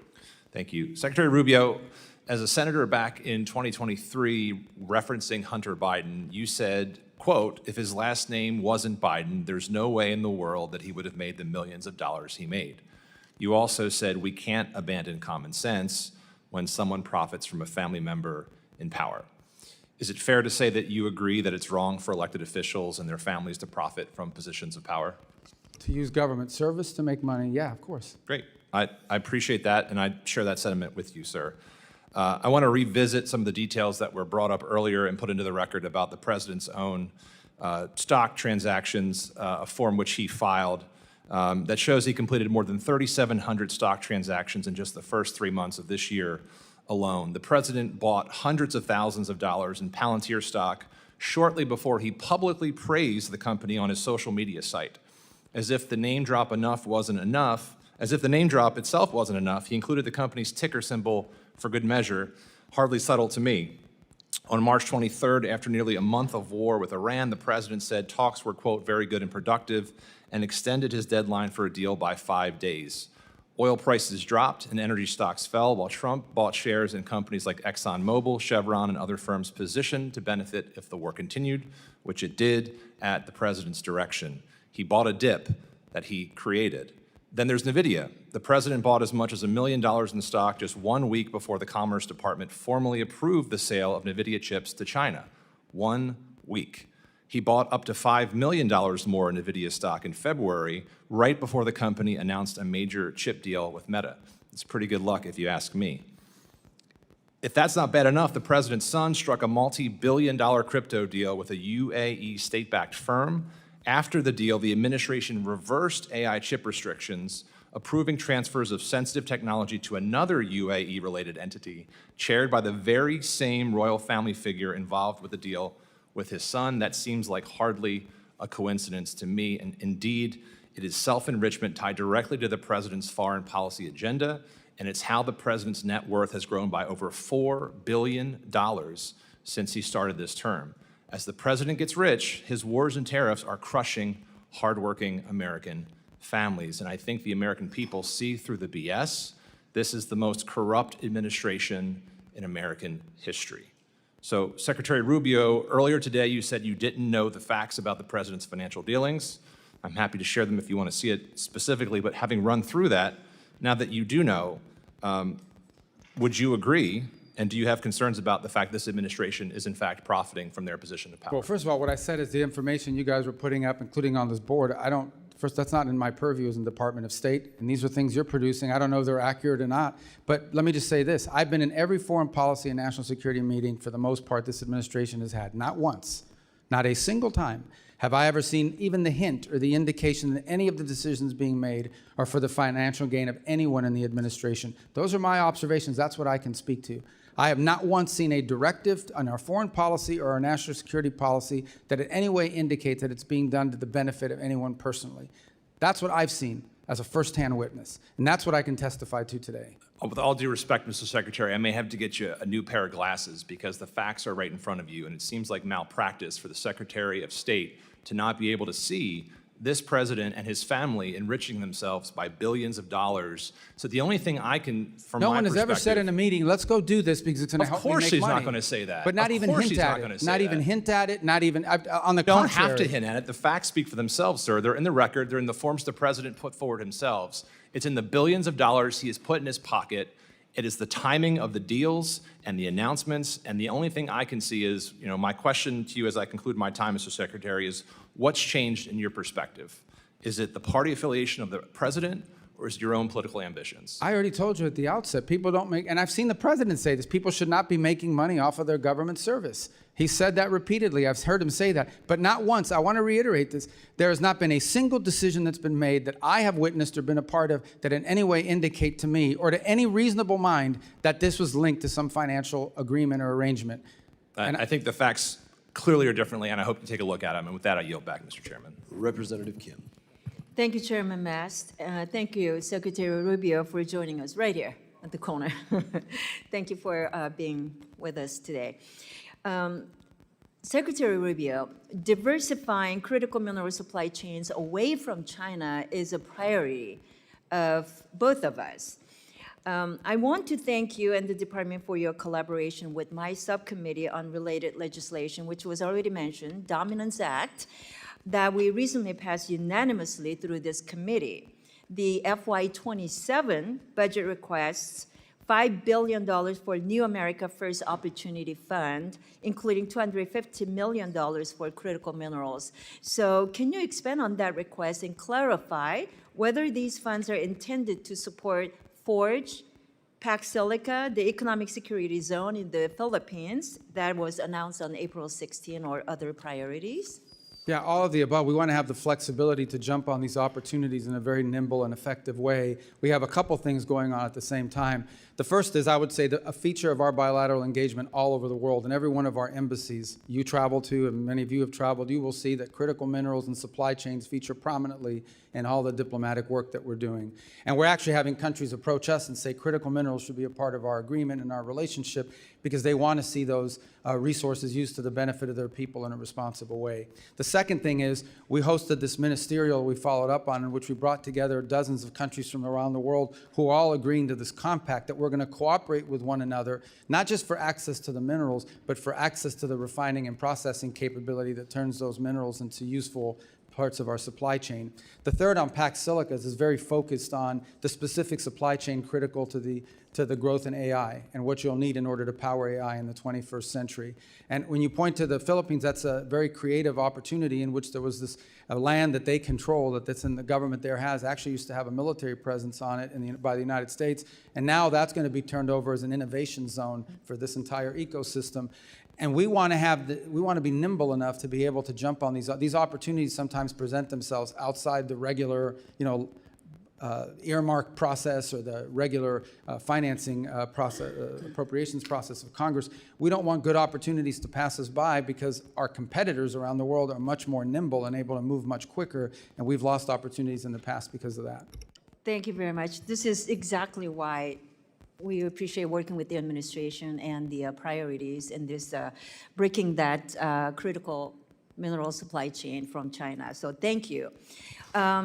In February, the administration released its long-anticipated Maritime Action Plan that rightly focuses on reindustrializing American shipbuilding and reducing reliance on Chinese-built ships. The plan notes but does not focus on the need to work with our international partners to address the short-term gaps in our shipping industry. My international counterparts have noted that absent a Ministry of Industry, they are unsure whom to engage on the U.S. side for international shipbuilding matters. So, Mr. Secretary, do you agree that the State Department should be the primary point of entry for these discussions? And if so, which office within the State Department should lead that? Well, I'm not prepared to claim that as belonging to us, but I certainly know that our Economic Bureau will play a key role in it. And maybe it's better positioned in commerce. Potentially, the Department of War will have a role to play in this as well, because some of this involves shipbuilding for our Navy. I can say that in the case of Finland, we're entering into that agreement on the icebreakers, which will help. They'll help us, and they're very good at the construction of that. I know with South Korea, there's been part of our agreement with them is the ability to not just build ships here in the United States, but they may be able to build a few in South Korea as well that would be helpful to us. So we are looking to this. Unfortunately, what has happened in the world is that the capacity of other than China, very few countries have invested heavily in their shipbuilding for a long time. That's an industrial capacity that's been lost because they've been subsidizing their industry and producing it at such a high rate. So that's one more thing that we need to reindustrialize to the broader world and ultimately, hopefully, to the United States and our shipyards here as well. Thank you. Very quickly, on the Taiwan arms sales, it's already been addressed many times, but given the growing PRC threats against Taiwan, there is a strong bipartisan consensus here in Congress that Taiwan must receive the defensive system it has already purchased and paid for without undue delay. So can you provide an update on the current status of these deliveries and the administration's plan to expedite them? Well, the first tranche, which was the single largest sale to Taiwan ever, was the $11 billion in December. That was approved and is moving. The second is, I think, the $14 billion one that is still under review. And it's under review for a variety of reasons that don't necessarily just include Taiwan. It includes the availability of the stocks in the short term. We have to balance that with our own procurement process. So it's a normal to review it's a large sale. I mean, it's not small. It would be the biggest one ever. And I just remind everybody, the $11 billion we did in December, I believe, was more than was sold to Taiwan the entirety of the Biden presidency, and that just happened 5 months ago. Representative Moskowitz. Thank you. Thank you, Mr. Chairman. Thank you, Mr. Secretary, for being here today, and also thank you for staying until the end so all members can ask questions. A lot of secretaries don't do that, so thank you for doing that. Tell me that was an option. Take that up with the chairman. I want to talk. You went through a list of successes for the administration, one of which was the Shield of the Americas, and I know I thank the administration for creating the Shield of Americas and sending Kristi Noem out of the country. I want to focus on Iran for a second. I think when we talk about success, right, success is Iran is no longer pursuing nuclear weapons. Success is that the uranium they have is gone. And it's fulfilling 30 or 40 years of U.S. policy, right? That's success. Do you agree with that? I mean, ultimately, we did it for a reason. We don't want there to be a nuclear-armed Iran. So, look, Iran can make whatever pledges they want. It's not worth the paper it's written on. But making sure the nuclear dust is out, making sure the facilities that they have underground are gone, that is success. And I assume you would agree that any deal that you think the president should sign or not sign has to address those core issues.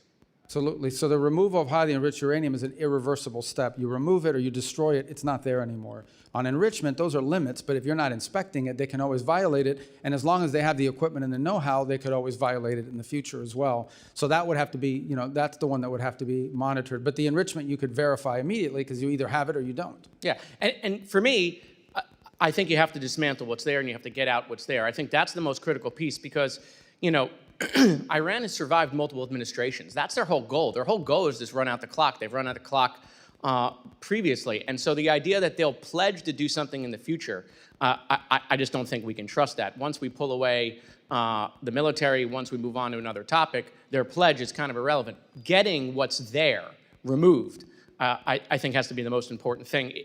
Otherwise, it's hard to convince, I think, the American people that it was worth the success.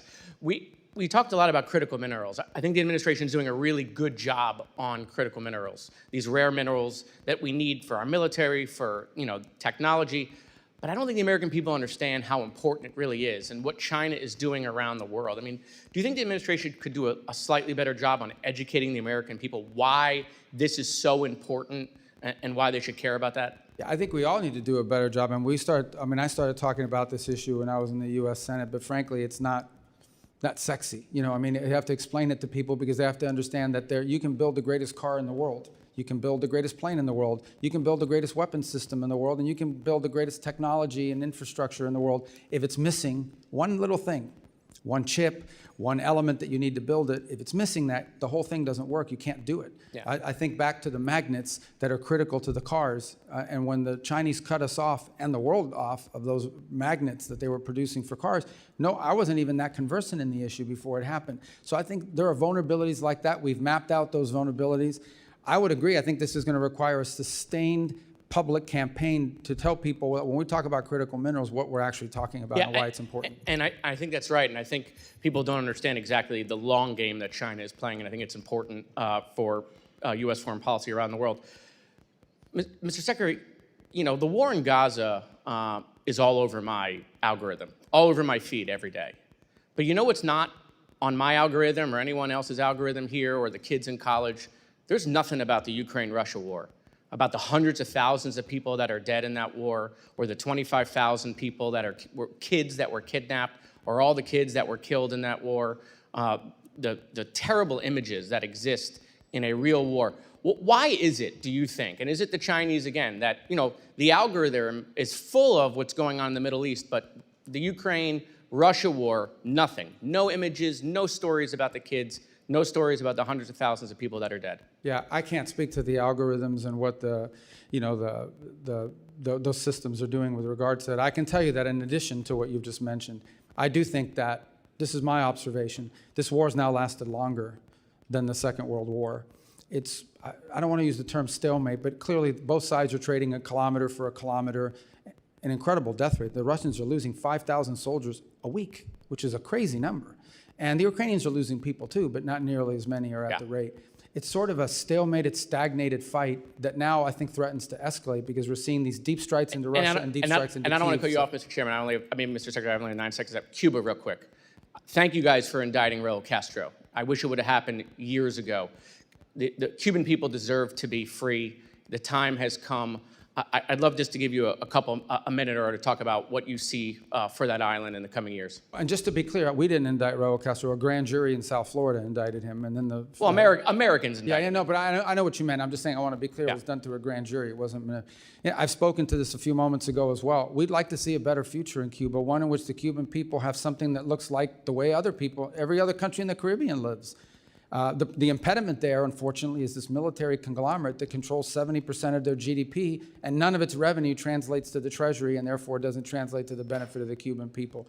So we're open to an arrangement that allows that process to begin. They're the ones that have been recalcitrant. In the meantime, we're prepared to provide humanitarian assistance to the people of Cuba so long as it's distributed by non-governmental organizations that are trusted, like Samaritan's Purse, Caritas through the Catholic Church, the UN, others. But it can't be stolen and wind up in the Gaesa dollar stores. That can't happen. Representative Zinke. Thank you, Mr. Chairman, and Mr. Secretary, always great to see you. And just to change little topics where it isn't Ukraine or Venezuela or Cuba or Taiwan or one of the big ones, Congress passed a U.S. Foundation for International Conservation in the 2025 NDAA. It passed with a wide bipartisan effort. I think you probably voted for it. But as you recall, what it was really an effort to have a public-private partnership to remove anti-poaching and cut off the funds for terrorist organizations in Africa, primarily, and you know the list. But I'm concerned, obviously, on it because per the law, it said that State Department was going to establish the board in consultation with Congress. Before, and the money's already been allotted, there's a lot of money in there, and I just recently came back from Africa, and it's happening every day that the poaching activities are again funding the terrorist organizations who are going out. And what I'd like is a commitment from the State Department to move forward on appointing the board, because at the end of the day, nothing can happen until the board meets to unleash the leveraged private dollars, which are, I think, 2-to-1 ratio. That can't happen. The program is at all standstill until the State Department appoints the board in consultation with Congress, but the first step is with you. Could I have your commitment that you're going to prioritize this? And I told others we're going to follow up on that, but I believe there's a presidential appointment role in that board, if I'm not mistaken about the, so we'll have to check with White House and personnel as well, but I'll get you an answer. The board has been the impediment. You're right. Yeah, and my understanding is reading the law, it's the State Department appoints. Yeah, no doubt in coordination with the White House, but if you would prioritize it, because I think this program is an incredibly important and effective program because it leverages private dollars like we haven't seen in Africa, and it is a problem. And with that, Mr. Secretary, let me yield to my colleague from Florida, Ms. Salazar, who would like to ask you some questions and follow up. Thank you very much. Thank you again for your service. Yes. Mr. Secretary, I just want to continue with Cuba to see if we can finish your thoughts on it. As you were saying, Gaesa controls 70% of everything, the resources in Cuba. We know that the Castro family is the one in charge of that military mafia. Is there any way that we could find another DLC #2, following the same example that we have in Venezuela, where we removed Maduro because the grand jury indicted him and he was in the transnational criminal organization lists? If that were to happen, could we find a DLC #2? Well, first of all, I think that some of the models you want to look at is the way the Czech Republic or Poland transitioned out of the, and one of the things they did is they did preserve certain institutions in their society in order to provide stability and longevity to the project they were in. Even But we in the midst. understand that there are no institutions in Well, Cuba. I think Everything you're is asking me to identify, is there specific individuals within the Cuban government? I think there are specific, maybe technocrats that you Okay. could work with. And would you I think be it's a little okay- harder when you get higher up because of the ideological bent that some of them have. And I agree with what you're saying. People that are not, their hands are not full of blood. Could we consider the possibility in order to avoid civil wars and instability and chaos? I think the United States is open to a negotiated situation that puts Cuba on a path towards democracy, prosperity, freedom, normalcy. We would be open to that, and we would work with whoever is open to doing it. Obviously, it'll be challenging, and that system is all I've said. I mean, some of these people have committed 67 years to this viewpoint. It isn't hard, it's not going to be easy for them to We pivot know, away but from have it. we identified, we know that very well in our community, but have we been able to identify someone that could fill that role? Well, I wouldn't say that we've identified a specific individual that could play that role. I think there are clearly people within the technocratic realm of the government that could play some role in all of this. But ultimately, if you're asking me, is there a singular individual right now that we would trust and rely on to lead this transition from start to finish, I can't give you that name right now. I understand. Now, we know that today Raul turns 95 years old. At 95, you're pretty old, and making decisions is very hard. We know that El Cangrejo is his grandson, he's younger, 41 years old. Don't you think that maybe are you sending messages to the younger generation to convince Raul in order to make it easier for that island, like you said, to become Jamaica or Dominican Republic, Taiwan, Singapore, and Hong Kong? Yeah, I think that there are clearly individuals within the apparatus of power in that country that understand that what they have now is not sustainable and needs to be fixed. But they don't have power, do they? They cannot make decisions. Even if they have power, they don't know how to do it, or they don't have enough power because so much of it has to be consensus built internally. But there are clearly people that are aware that what they have now is not sustainable. Thank you, Mr. Secretary. Representative Johnson. Thank you so much, Mr. Chairman. Mr. Secretary, thank you for being here. I know that my colleagues have addressed the Iran and affordability of energy prices with you during this hearing already. Being from Texas, obviously energy is a big issue in our state, and I've heard repeatedly on the, I just want you to know, I've heard repeatedly on the campaign trail and then from just my constituents in general, just how much the rise of gas prices is really hurting our economy. And I just want to express my concern that the administration did not properly analyze the effect of this war on gas prices, the effect of this war on the economy, the effect of this war on affordability. And I hope that you will take that into consideration as you make your further decisions, because it's very concerning. It's really hurting a lot of people at home. I'd like to focus my time with you on Afghan allies. I don't think that topic's been really brought up much today. The Trump administration continues to treat our Afghan allies with dishonor, in my opinion. In my district, Mohammed Nazir Paktawali, who fought alongside U.S. Special Forces in Afghanistan, died in ICE custody after participating in the Afghan evac program. The United States brought him and his family here to this country. He was wrongfully detained and was, as a 41-year-old man, was dead 24 hours later. I'm very concerned what's happening with our Afghan allies and what we're doing in this country. Under your leadership, U.S. State Department dismantled the Office of Coordinator for Afghan Relocation Efforts and halted the visa processing for Afghan allies, abandoning thousands of our allies that are here. In my opinion, it's dishonorable and it's damaging. America will face fights tomorrow, and thanks to the Trump administration's treachery to this community, we may face them alone.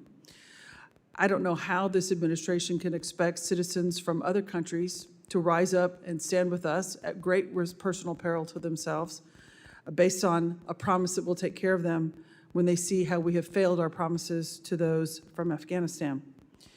Since you've been forgotten what this country stands for, I'd like to remind you of your own words from your own 2016 presidential campaign. Wherever freedom and human rights spread, partners of our nation are born.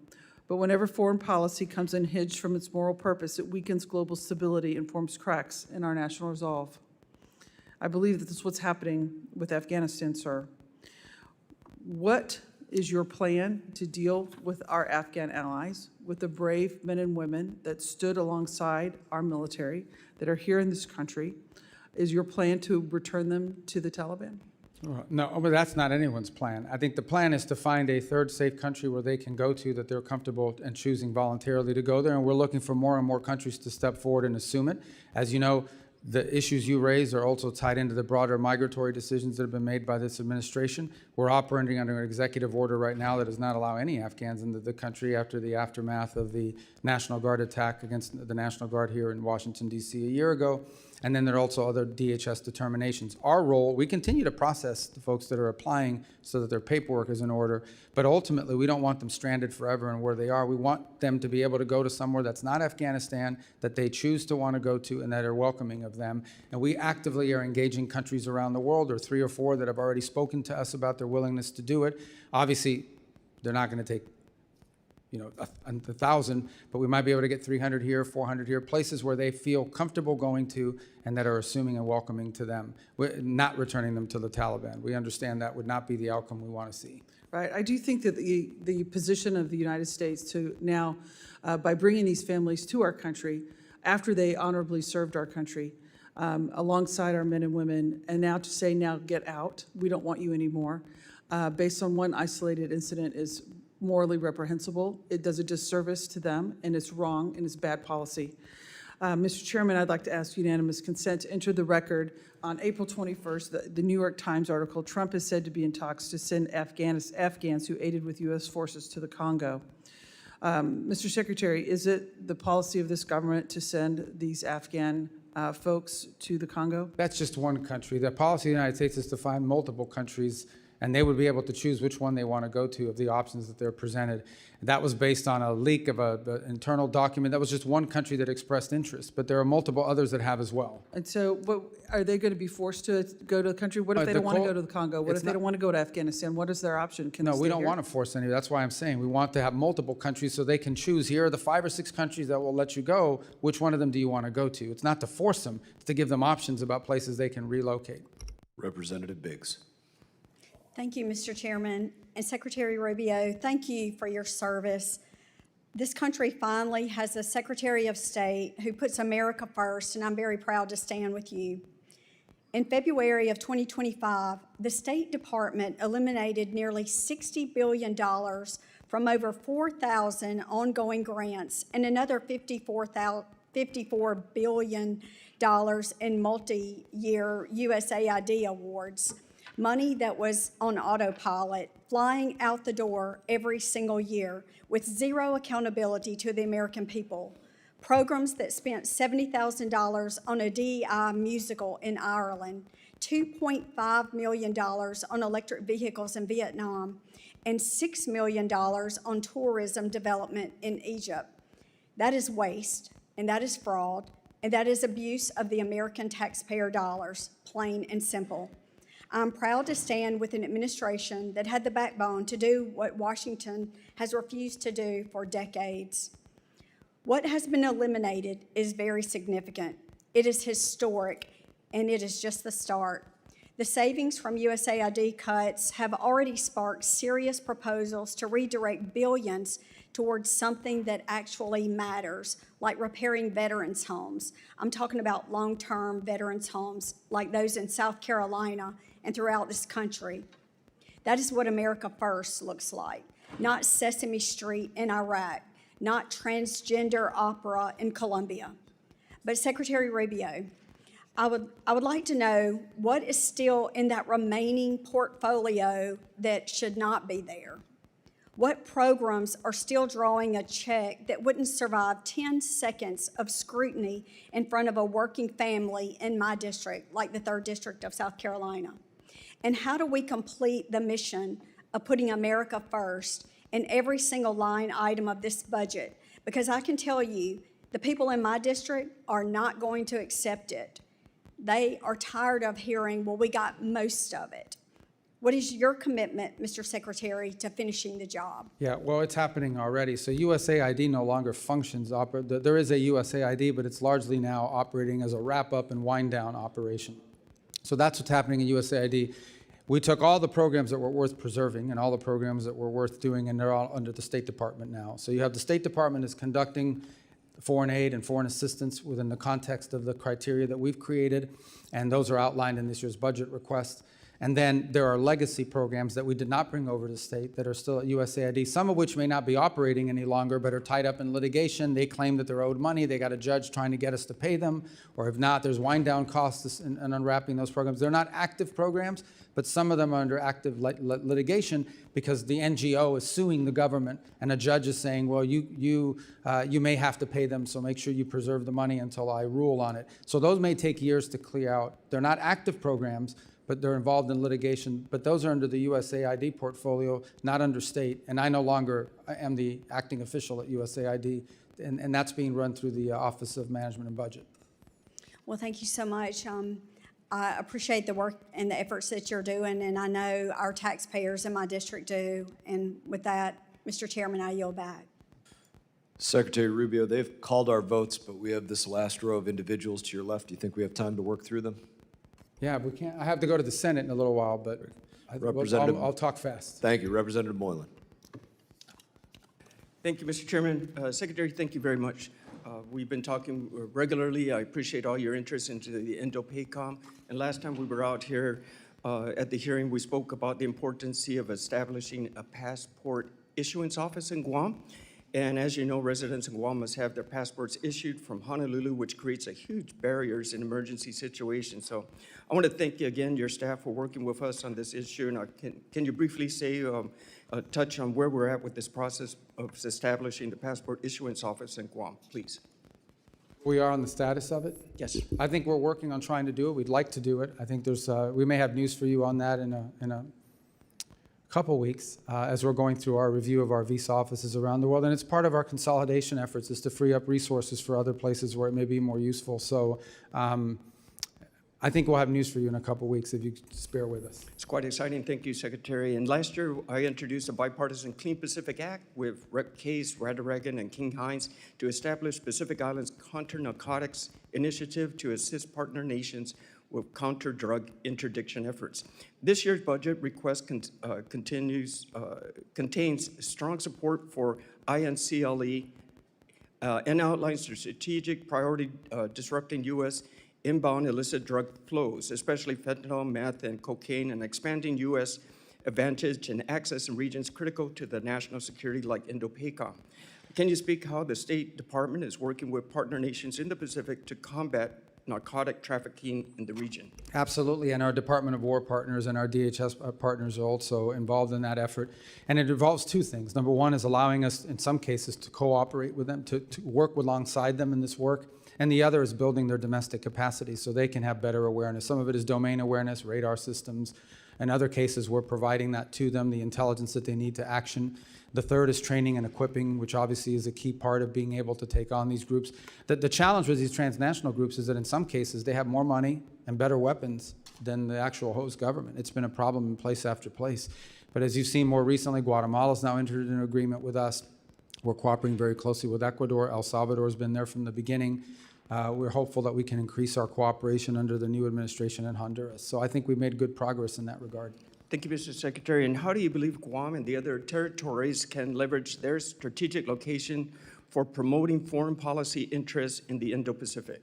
Well, a couple of points. Obviously, number one is many of these, as a domain awareness, just from a geographic perspective, the ability to be there allows you from the military side to be able to station forces, but also allows you to do more activities regarding the safety of navigation, the freedom of navigation, domain awareness to control, to support that, the safety of undersea cables that are increasingly under threat from being disrupted.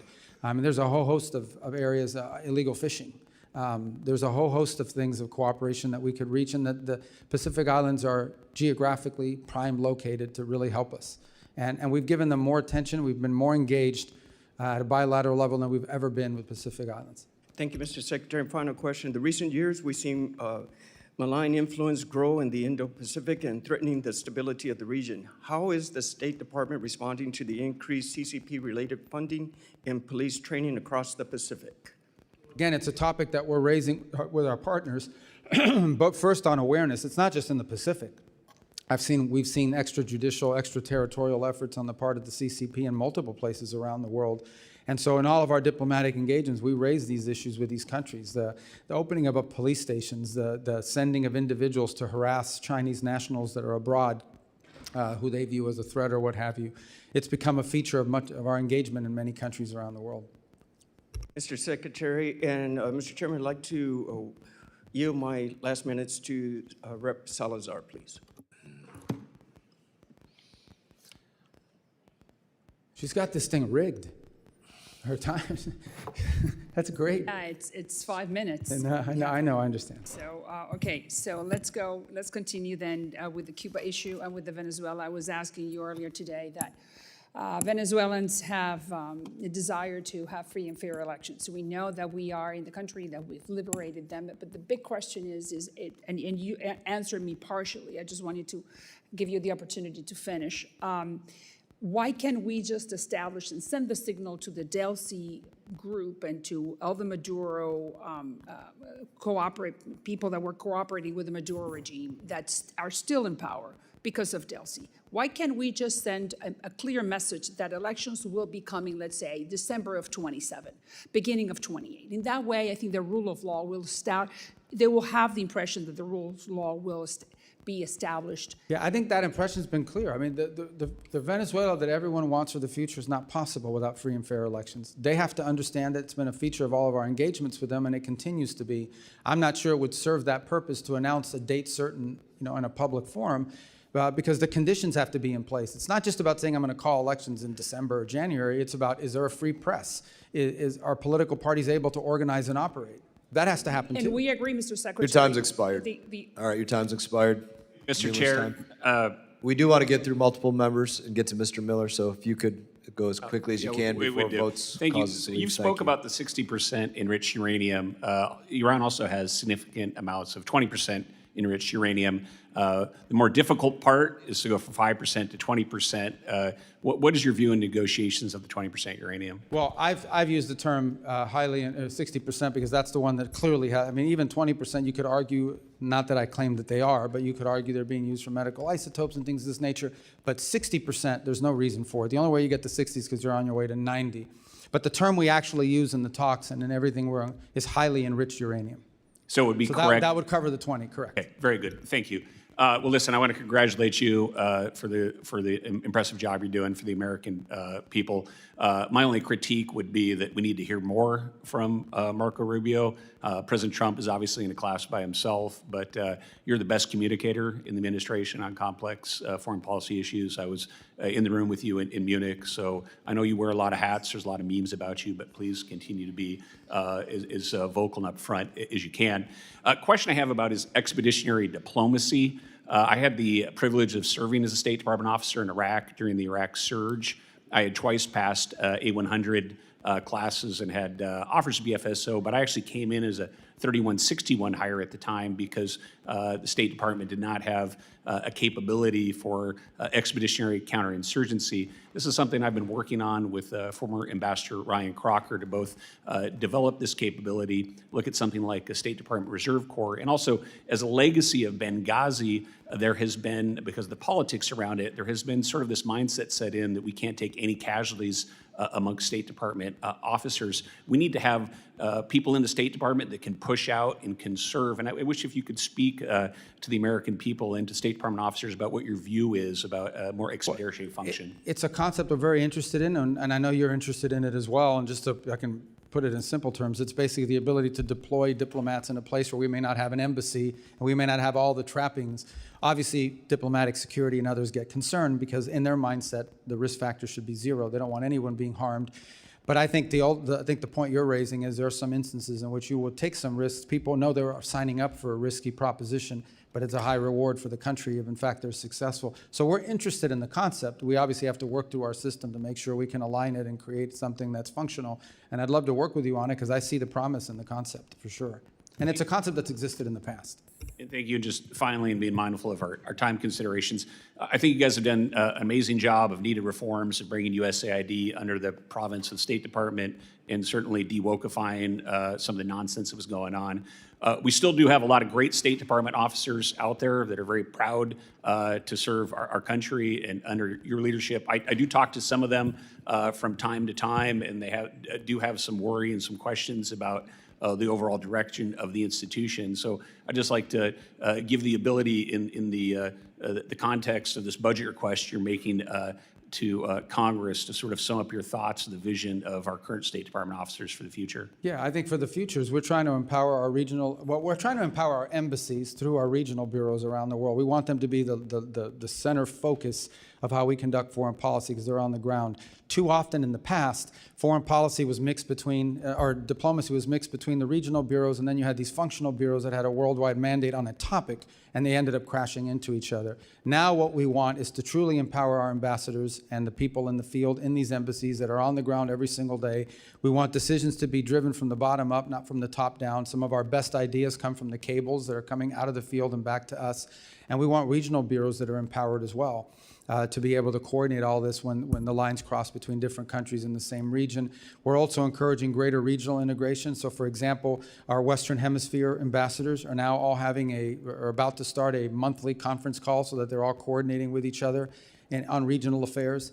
These are the kinds of things that we're trying to encourage, but ultimately what we want is a State Department whose foreign policy is driven by the national interest and understands that first and foremost, you have to define what's in the national interest and you have to pursue it in a pragmatic and effective way. That's what we want our diplomacy to be about, and I think some of that mission had been lost. And that's why multiple secretaries of states before me had tried or wanted to reorganize the State Department and weren't able to do it. I'm glad we did, and I think it's going to get stronger every year under this new organizational scheme. Thank you very much, Mr. Chair. Yield back. Representative Luna. Secretary Rubio, thank you for being here today. I was wondering if you could let me know if you are familiar with the name of Neville Roysingham. Yeah, he's I think an American millionaire living in China who's funding all of these left-wing radical loons. Correct. When you were on Senate Intelligence, you had actually sent a letter encouraging the Department of Justice to look into him for a FARA violation. For those people who will see this clip later on the internet, can you just briefly explain what FARA is? It's the Foreign Agent Registration Act, and it means if you're operating on behalf of a foreign country, you have to register and declare yourself as such. To provide some context for those looking at this, Mr. Singham's in total given $1.3 million to an organization called Code Pink, as well as over $278 million to various nonprofits since 2017. Secretary Rubio, it's in my opinion, observing what's been happening on both sides, really contributing to the political divide in this country, that many countries are engaging in influencer operations to include psychological operations on the American people with the intent to undermine not just our foreign policy from the administration's perspective, but also to pit us against one another. Would you concur with that statement? There's no doubt, absolutely. Are you aware of any countries in particular that are currently engaging in this? Well, I don't think there's any doubt that we see evidence of it from the CCP. We've historically seen some of it as well from Russia historically in the past in a different way. I think you're starting to see some of it from Cuba, and I think some of these are linked with one another. In fact, that group that you just mentioned actually traveled to Cuba, stayed at a very fancy and expensive hotel that is sanctioned, and I think are now being looked at by the appropriate officials to see if they violated U.S. law in the trips that they're taking. But there's no doubt that when you have people showing up with pre-printed signs 24 hours after Nicolas Maduro was arrested and extradited to the United States, that's not an organic movement. Someone's paying for that. I think one of those organizations would be the National Network on Cuba, which is a pro-communist, anti-American organization comprised of dozens of member organizations to include Code Pink, the Communist Party USA, Democrat Socialists of America, Socialist Worker Parties, and various organizations to include Armed Queers of Salt Lake City, which Tyler Robinson, the individual who murdered our friend Charlie Kirk, has loose ties to and association with at the time of the assassination. I just want to point out that from my perspective and in talking with you personally, I can see that you are very much of the mindset of peace through strength, but also pursuing peace first before you hit people with a big stick. So I appreciate that perspective because it is refreshing and not common in Washington, D.C. But with that being said, I heard a lot of talk today on Russia specifically. I understand that peace talks are very much so alive and well, and that the United States, for the first time ever, at least with this administration and you heading the head of the as the Secretary of State, have been instrumental in those talks. I would like to, though, ask you, for the first time in 20 years, recently, we had the Russian Duma come here to meet with members of Congress. What is the end result when Congress fails to open up dialogue and at least maintains communications with another superpower like Russia? Well, I think there's two things to discuss. One is the war in Ukraine, which we'd like to see end through a negotiated settlement. And separate from that is a bilateral relationship with a country that possesses, if not the largest, the second largest nuclear arsenal in the world. At a minimum, we have to have relations and conversations with Russians. We just do, whether we like what they're doing or not, because given those factors that I just pointed to. I've had multiple conversations with the Foreign Minister Lavrov, and we have to, because that's mature diplomacy and it's important. It's the same with China. We have to have communication with them, and there are issues in our bilateral relations that have nothing to do with Ukraine. So now, I think our relations with them will be friendlier and easier to pursue once the war in Ukraine is wrapped up, and we've made that point in this engagement. But I think what we've learned, and certainly I think has been affirmed to us in the last year and a half, is you're much better off having someone to talk to on the other side than not. And this is a president who's willing to meet with and talk to anybody. He doesn't view talks and engaging a foreign counterpart as a concession, the way it's been treated in the past. Sometimes it leads to something, sometimes it leads to nothing. Sometimes that vehicle of communication proves incredibly valuable in a potential conflict or crisis. I'd like to end by saying this. I completely agree with you. I think that it is our job and responsibility in Congress to maintain open dialogue and discussion. But I do think that you guys will be successful in this peace deal. And so I want to be the first to congratulate you on that, because I think that sometimes in this instance, having the courage to step up and do the right thing and lead by example is a big thing. So with that, Chairman, I yield the rest of my time. Representative Miller. Thank you, Mr. Chairman. Mr. Secretary, it's good to see you. You were the first person I worked for when I started in politics, and this is very unique for me. But first and foremost, I just want to say thank you for the job that you've been doing. People back home, they comment on your stability, your bearing, and how you represent our country on the world stage. Thank you for doing that. And look, you're sitting here today and for several hours, and our colleagues on the left, for the vast majority of them, they want to get a political stunt. They don't want to hear your answers, and that's why they wouldn't let you and afford you the ability to speak, because they know that you would school them in every which way possible and actually tell them that 2 + 2 = 4. And for a lot of them, that's hard to understand. So I respect your ability. But look, you have been asked a ton of tough questions. This is your time, if you would like it. I know you have spoken a lot today, but if there is anything that you would like to correct the record on by any of our colleagues on the left or even on the right that may have misspoken, I'd like to give you this time if you would like it. And just one last thing. When you're done with all of this, if you could come to Cleveland, Ohio, I know it's not where you're from, but the Cleveland Browns could use a really good coach. And so with all the different hats you've been wearing, maybe you could take us to a Super Bowl. But at that point, I leave the rest to you, sir. Well, I don't claim I can lead that to Super Bowl, but I wish them luck in Cleveland on that. Look, I thank you for the opportunity. I think we've covered almost everything, and thank you for giving me the opportunity to do that. Unfortunately, I have to be in the Senate here in just a few minutes, and they get really mad if you're late. But I just want to touch off by saying, look, every element of our foreign policy and everything we do, including aid, is now synergized, and it's about the national interest. And I do think it's important to point out and continue to point out, we are the most generous country in the world. By far, we give way more money than anybody else does to all of these things. Other countries who are very rich, powerful countries should step up too if they want to join in helping. There's no evidence that that's the case. We've seen a little bit of an increase among some countries, but it's not just us, the Canadians, the UK, other European countries have cut back in their expenditures as well on foreign aid. Not timed with us, it just happens to be they have those domestic considerations to take into account. This is the most generous country in the world. This year alone, there will be millions of people around the world that will receive food and medicine and medical care and in a way that furthers our national interest, but is also good for them. And we do that more than anyone on the planet. Foreign aid and what this country does to help people around the world is something we should be proud of, but it has to be done the right way. We can't be spending money on things that don't further the national interest, and we can't be spending money on things that waste the taxpayer dollars, and we can't be spending money on social experiments around the world that further the aims of an ideological movement in the United States. That's not what foreign aid is ever supposed to have been about, and that's what we're going to get it back to. On foreign policy, we're going to be pragmatic, but we're going to be principled at the same time. We have to understand that when it comes to foreign policy, oftentimes you're not given the choice between the clearly good one and the clearly bad one. Sometimes you're given two bad choices, and you're trying to figure out which one of these two bad choices is the least harmful to the country. In the end, at the end of the day, foreign relations between countries is about one thing, the national interest. I expect that every time I meet with a foreign minister of another country, that foreign minister is going to push for what is in the interest of their country. I need to push for what's in the interest of ours. Not what's in the interest of the world, not so what's in the interest of, what's in the interest of ours. In those cases where where our national interests align, that's where cooperation happens. That's where alliances are formed. In those instances where our interests don't align, that's where you hope that diplomacy and cooperation can find a way through. But in the end, our foreign policy must always be about what is best for America before anything else. This is not a novel concept. It is a classic concept and one that was lost for a long time in American foreign policy, and I'm happy and honored to be a part of trying to restore it. Thank you, Mr. Secretary. Mr. Chairman, you're back. Final member, Representative McKenzie. Thank you. Thank you, Mr. Chairman. Thank you, Secretary Rubio, for joining us today. I have the pleasure of representing Allentown, Pennsylvania. It's home to one of the largest Syrian-American populations in the country.